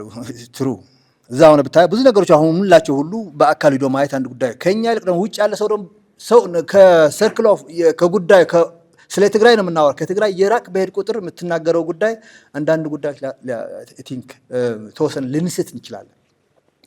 ስለዚህ አንድ ኢፌክቲቭ ኢንጌጅመንት ከማድረግ አኳያ እንዴት አድርገን ነው ሚዲያዎች ኢንጌጅ የምናደርጋቸው ማህበረሰቡ ወይም ሲቲዝን ፓርቲሲፔሽን ስንል አንደኛ ክሬዲብል ኢንፎርሜሽን ማቅረብ ነው። ሁለተኛ ሬሌቫንት ቢሆን የሚመለከታቸው በማቅረብ ሶስተኛ ኢንክሉሲቭ ማለት ማንም ማይተው ማለት ነው። ውሜን ዩዝ ሊሆን ይችላል፣ ወጣቶች፣ ሴቶች፣ ማርጅን የተጎዱ ካል እንግዲህ የተለያዩ ሰዎች ፒፕል ዊዝ ዲስኤቢሊቲ ዋትሶቨር እና ሰስቴናብል ዝም ብሎ የዘመቻ ስራ ሳይሆን ቀጣይነት ያለው ከማድረግ አኳያ ኢንጌጅመንት ልናመጣ እንችላለን። በተለይ አምፕሊፋይንግ ዘ ማርጂንስ ነው። በተለይ የቻለ ሰውማ ራሱ እኮ ያወራል፣ ችግር የለውም። በተለይ አንዳንድ ሰው ያልተሰሙ ድምጾች አሉ ከውሜን ከዩዝ ፐርሰን ዊዝ ዲስኤቢሊቲስ ሩራል ኮሚኒቲስ እንግዲህ በጣም እየራቀ በሄደ ቁጥር ለነሱ እንግዲህ ከሩራል የመጣ ደግሞ ስለ ሩራል በደንብ ያውቃል። therefore giving voice to marginalized population is not just an ethical mandate. ethical ብቻ መሆን አይደለም። inclusive participation is essential for achieving the sustainable development goal ብሎ ራሱ የዩናይትድ ኔሽንስ በዚህ መልኩ ነው የሚያስቀምጠው። እና አንዱ ዝም ብሎ ነን ፓርቲሲፔሽን ወይም ደግሞ ቴኮኒዝም ነው ዝም ብሎ ለማሳተፍ ያክል ማሳተፍ የሚመስል ነገር አለ which is the opposite spectrum። እኛ የምንፈልገው ደግሞ ጄኒውን ሲቲዝን ኮንትሮል ጉዳዩ በማህበረሰቡ ራሱ ኦውን የሚደረግ ጉዳይ ነው። and what we are saying is citizens possess meaningful structural influence over decisions affecting their lives. እንግዲህ ስለ ማዳበሪያ ካል ማዳበሪያ ማድረግ አለማድረግ ማን አፌክት እንደሚያደርገው፣ ስለ ትምህርት ካል ማን አፌክት እንደሚያደርገው እናውቃለን። ዘርፎስ በዚህ ጉዳይ በሚመለከታቸው ጉዳይ ምን ያህል ሚኒንግፉሊ ኢንጌጅድ ናቸው። ይሄን ማድረግ የሚችለው እንግዲህ መንግስት ፖሊሲ ህግ ሊያወጣ ይችላል። ሚዲያዎች ደግሞ ይሄን ወደዛ የማድረስ ጉዳይ አንድ የሴን መጽሐፍ በጣም የገረመኝ እንደ ዴቨሎፕመንት ያክል ነፃነት የለም ይላል። ዴቨሎፕመንት አዝ ፍሪደም ብሎ ያስቀምጣልና እንግዲህ እኛም ስለ ዴቨሎፕመንት ስናወራ አይ ቲንክ ዊ አር ቶኪንግ አባውት ፍሪደም። ሂ ኮንሰፕቹዋላይዝ ዴቨሎፕመንት ፋር ቢዮንድ ኢኮኖሚክ ግሮዝ ኤንድ ኢንፍራስትራክቸር ይላል። ኢት ኢዝ ዘ ኤክስፓንሽን ኦፍ ፒፕልስ ፍሪደም ኤንድ ካፓቢሊቲስ። ዘርፎር ይሄ ከሆነ ሚዲያ ሰስቴንስ ዚስ ባይ ዋት አምፕሊፋይንግ ሰክሰስ ስቶሪስ። ጥሩ ነገሩ ታሪኮች አሉ። እንግዲህ አንዳንድ ታሪኮቻችን ወደ ኋላ ሄደን በጣም አለማድረጋችን ከአክሱም በፊት አለማውራታችን ይገርመኛል። በጣም እናሳጥረዋለን። ስለዚህ አቅም ያሳጠናል ማለት ነው። ሁለተኛ ዲስሚኔቲንግ ፕራክቲካል ኖሌጅ፣ በተለይ ኢንዲጂነስ ኖሌጅ ምንላቸው አገር በቀል ብዙ በተለይ ከመድኃኒት ከሕክምና ብዙ ጉዳዮች አሉ። እሱ ላይ ሄዶ በትክክል ኢንቨስቲጌት ማድረግ። ሌላኛ ፕሮሞቲንግ ዋት ኮል ኢንስቲቱሽናል አካውንታቢሊቲ፣ በተለይ ተጠያቂነት ትግራይ አካባቢ ሲሪየስ ኢሹ አክቹዋሊ ትግራይ ሳይሆን ኦቨርኦል ኢትዮጵያ በት እዚህ አካባቢ ሚዲያ ካላጋለጡ ማንም ሊያጋልጠው አይችልም ነው። ስለዚህ ፍሪደም ኢዝ ኦል አባውት ሂውማን ዲግኒቲ አባውት ሶሻል ኮሄዥን ኢንስቲቱሽናል ትራስት አክሰስ ቱ ኳሊቲ ሰርቪስ ሬዚሊየንስ ኤንድ ፒስ እና ዲሞክራቲክ ፓርቲሲፔሽን። ከዚህ አኳያ እንግዲህ በተለይ ሚዲያ ያላችሁ ምን ያህል ሄደናል። በተለይ በሶሻል ሚዲያ የምትሰሩ ሰዎችም ልትኖሩ ትችላላችሁ፣ ደግሞ አላችሁ ምን ያህል ይሄ ነገር አድርገናል ብሎ ማየት አይ ቲንክ ኢዝ ቨሪ ኢምፖርታንት። ዘርፎር ዘ ስትራቴጂክ ሽፍት ከሪፖርቲንግ ኢቨንትስ ወደ ሰፖርቲንግ ፓርቲሲፔሽን፣ ስፒኪንግ ቱ ኮሚዩኒቲስ ራዘር ስፒኪንግ ዊዝ ኮሚዩኒቲ፣ ለእነሱ መንገድ ሳይሆን አብሮ መነጋገር ጉዳዩ ማለት። በሶስተኛ ሃይላይቲንግ ፕሮብለም ብቻም ሳይሆን ሶሉሽን ማምጣት መቻል አለብን። ችግር መንገር አንድ ጉዳይ ሆነ በት ዊ ሃቭ ቱ ቢ ፓርት ኦፍ ዘ ሶሉሽን። አራተኛ ብሮድካስቲንግ ኢንፎርሜሽን ብሮድካስት ከማድረግ በዘለለ ክሪኤቲንግ ቱ ዌይ ዲያሎግ ምክክር አይነት ነገር ከማድረግ። ዘርፎር ዚ ስትራክቸራል ትራንስፎርሜሽን አላይንስ ዳይሬክትሊ ዊዝ ዚ ፓርቲሲፓቶሪ ኮሚኒኬሽን ፓራዳይም አድቮኬትድ ባይ ዲፈረንት ኦቶሪቲስ ኢንክሉዲንግ ዋት ኮል ሰርቪስ። ስለዚህ ምን ቻሌንጆች አሉ? አክቹዋሊ እኔ ኢትዮጵያ ስል እንግዲህ ኢትዮጵያ ያለው ችግር ለእኛም አድርገዋል። ስለዚህ ትግራይ ብቻ የፈጠረችው ችግር አለም ራዘር ፕሮብለም ሜይ ኢማኔት ሂር ኤንድ ዴር። ስለዚህ ትግራይ ኢትዮጵያ ምናምን ስንል ምንም ያን ያህል ብዙ ድንበርም የላቸው። አንደኛ የዲጂታል ዲቫይድ አንድ ሚዲያ እንደ ችግር ምንለው ብዙ ጊዜ ሚዲያዎች በሶሻል ሚዲያ በብዙ ነገሮች ሊተላለፉ ይችላሉ። አብዛኛው በእንግሊዝኛ ሊሆን ይችላል። ይሄ ደግሞ የሌለው ሰው ደግሞ ብዙ አለ። ስለዚህ 80 to 85% of the population resides in rural areas with limited digital and internet access። ስለዚህ ሚዲያ በፈለገው ልክ እንዳይሄድ አንዱ ቻሌንጅ የሚሆነው ይሄው ነው። በተለይ ደግሞ ቋንቋው ከስተማይዝ ሳይደረግ። ሁለተኛ የሊንጉስቲክ ዳይቨርሲቲ። አሁን በአማርኛ እያወራን ነው እንግዲህ ወይ ሊተረጎም ነው ወይም ደግሞ እንግዲህ ኤቭሪቲንግ ኢዝ ዲፊካልት ቢፎር ኢት ቢካምስ ኤዚ ይላል። ድሮ አማርኛ ማውራት ኢት ዋዝ ዲፊካልት ቢፎር ዊ ስፒክ ኢት ናው ማለት ምንም ይሁን እነዚህ ይብዛ። ዘርፎር እሱም አንድ ኢሹ ነው ማለት ነው በእኛ አካባቢ ሆነን ስናስበው። ሶስተኛ እንደ ኢሹ ሊሆን ይችላል ሚስ ኢንፎርሜሽን። እንግዲህ ሚስ ኢንፎርሜሽን እንደ የዋህነት አድርጌ ነው ማስበው። ዝም ብሎ እንዲሁ በቃ የመሰለ ነገር ሼር ማድረግ፣ በተለይ በሶሻል ሚዲያ አካባቢ ስናየው the serious problem is ሆን ብሎ ነገሮችን ማበላሸት። the spread of fake news and hate speech directly fuels social tension and conflict። ሌላ ቻሌንጅ ሲስተሚክ ጋፕ ምንለው ዲፕ ፖለቲካል ፖላራይዜሽን፣ ፋይናንሻል ኮንስትሬንትስ ፎር ኮሚኒቲ ሚዲያ ኤንድ ክሪቲካል ፕሮፌሽናል ካፓሲቲ ጋፕስ። ደግሞ እነዚህ ሲስተሚክ መሰረት ያላቸው በትክክል በሲስተም መመለስ ያለባቸው ጉዳዮች እንደ ቻሌንጅ አድርገን እንወስደዋለን። ስለዚህ ምን ይደረግ እንግዲህ ብዙ ጥናት አጥንቶ ምን ይደረግ ብሎ መሄድ እንግዲህ our recommendation is as powerful as our methodology ወይም ሂደቱ ግን በገባኝ ልክ ምን ቢሆን ጥሩ ነው የሚል በሶስት ጉዳዮች ሪኮመንድ አደርጋለሁ። አንደኛ በኮሚኒቲ ሚዲያዎች ኢንቨስት ማድረግ ብዬ አስባለሁ። በብዙ ነገሮች ኢንቨስት እንደምናደርገው ሁሉ በሚዲያ አካባቢ ኢንቨስት ማድረግ፣ በዚህ ጉዳይ ቲቢኤስ ሊመሰገን ይገባዋል ማለት ነው። በጣም ብዙ በሚያስፈልገን ጉዳዮች እነ ቲኤምኤችን ቢኖሩ ኢት ኩድ ሃቭ ቢን ብዙ ነገሮች በምንፈልጋቸው ያልሆኑ አሉ፣ ወይም አቅም የገንዘብ እጥረት ሊሆን ፎር ዛት ማተር። ስለዚህ ፕሮቫይድ ቫይታል ፋይናንሻል ኤንድ ቴክኒካል ሰፖርት ቱ ሎካል ኢንስቲቱሽንስ በተለይ በዚህ የሚሰሩ እና አውራምባ ታይምስም ጭምር ማለት ነው። ሌላኛው ኢንካሬጅ ሲቲዝን ጀነሬትድ ኮንተንት ኤንድ ዲሰንትራላይዝድ ግራስሩት ሪፖርቲንግ። በተቻለ መጠን እዛ ላይ ምንድን ነው እየሆነ ያለው ይለው ነገር ይሄ እንደ ትልቅ ሪኮመንዴሽን፣ ምክንያት ብዙ ችግሮች ይፈታል። ሁለተኛ ሪኮመንዴሽን የፕሮፌሽናል የአቅም ጉዳይ ነው። ሰው እንግዲህ በአቅሙ ነው የሚናገረው፣ በአቅሙ ነው የሚያስተላልፉ። ስለዚህ ምን ያክል ሰው ሚዲያ አካባቢ ትሬንድ ነው። እንግዲህ ሁላችን ሞባይል ይዘናል እኮ ጀስት ዘርፎር ዊ አር ኦልሞስት የሚዲያ ስራ እየሰራን ነው ማለት ነው። በት አር ዊ ሪሊ ትሬን አባውት ኢቲክስ ምንድን ነው እየሆነ ያለው? ድራስቲካሊ ኢንክሪዝ ሚዲያ አውትፑት ኢን ሎካል ላንጉጅስ። በተለይ ብዙ ዋትስአፕ፣ ቴሌግራም ብዙ ጉዳዮች አሉ ሰዎች እንደ ግሩፕ እየሆኑ የሚጠቃቀሙበት እና እዛ አካባቢ ፕሮፌሽናል ካፓሲቲ ያስፈልጋል። ማንዴት ኮንቲኒስ ትሬኒንግ ኢን ኮንፍሊክት ሴንሲቲቭ ጆርናሊዝም፣ ሚዲያ ኤቲክስ፣ ዲጂታል ሊትሬሲ ኤንድ ፋክት ቼኪንግ። እነዚህ ጉዳይ ሰዎች አዌር ቢሆኑ ኢት ኩድ ቢ ጉድ። ሶስተኛ እና የመጨረሻ ቢውልድ ኤ ሃይብሪድ ፓርትነርሺፕ ማለት ክሮስ ሴክተር ኮላቦሬሽን ያስፈልጋል ነው እንግዲህ መንግስት፣ በተለይ ዩኒቨርሲቲዎች አካባቢ፣ ሲቪል ሶሳይቲ ኦርጋናይዜሽንስ፣ ሚዲያ አብሮ ነው መስራት ያለበት። እንግዲህ ወይም እንደ ኮመን የሆነ አምብሬላ ካላቸውም አንዱ ጉዳይ በት they have to work together ሚል እንደ ሪኮመንዴሽን አቀርባለሁ። ዲፕሎይ ሃይብሪድ ስትራቴጂስ ኮምባይኒንግ ሬዲዮም ትራዲሽናል ጋዘሪንግ ኤንድ ዲጂታል ፕላትፎርሞችን ማምጣት። ለማጠቃለል ያክል ቢልዲንግ አ ሰስቴናብል ኢንክሉሲቭ ፊቸር ሲባል that's what development is. if media informs but doesn't engage ዝም ብሎ የሚናገር ከሆነ development remains distant ይላል። እድገት በቃ እንዲሁ ትመኛዋለህ እንጂ አትደርስበትም ነው። if communities are heard but not connected በሚመለከታቸው ነገር ካላገናኘናቸው development remains fragmented እንደምንፈልገው coherent ሊሆን አይችልም። therefore when participation translates into collective action peace becomes real.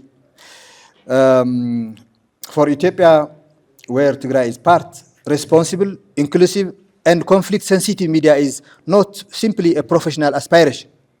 It is a strategic necessity for building peace, strengthening democracy and achieving sustainable development. And these are what I have. I thank you very much.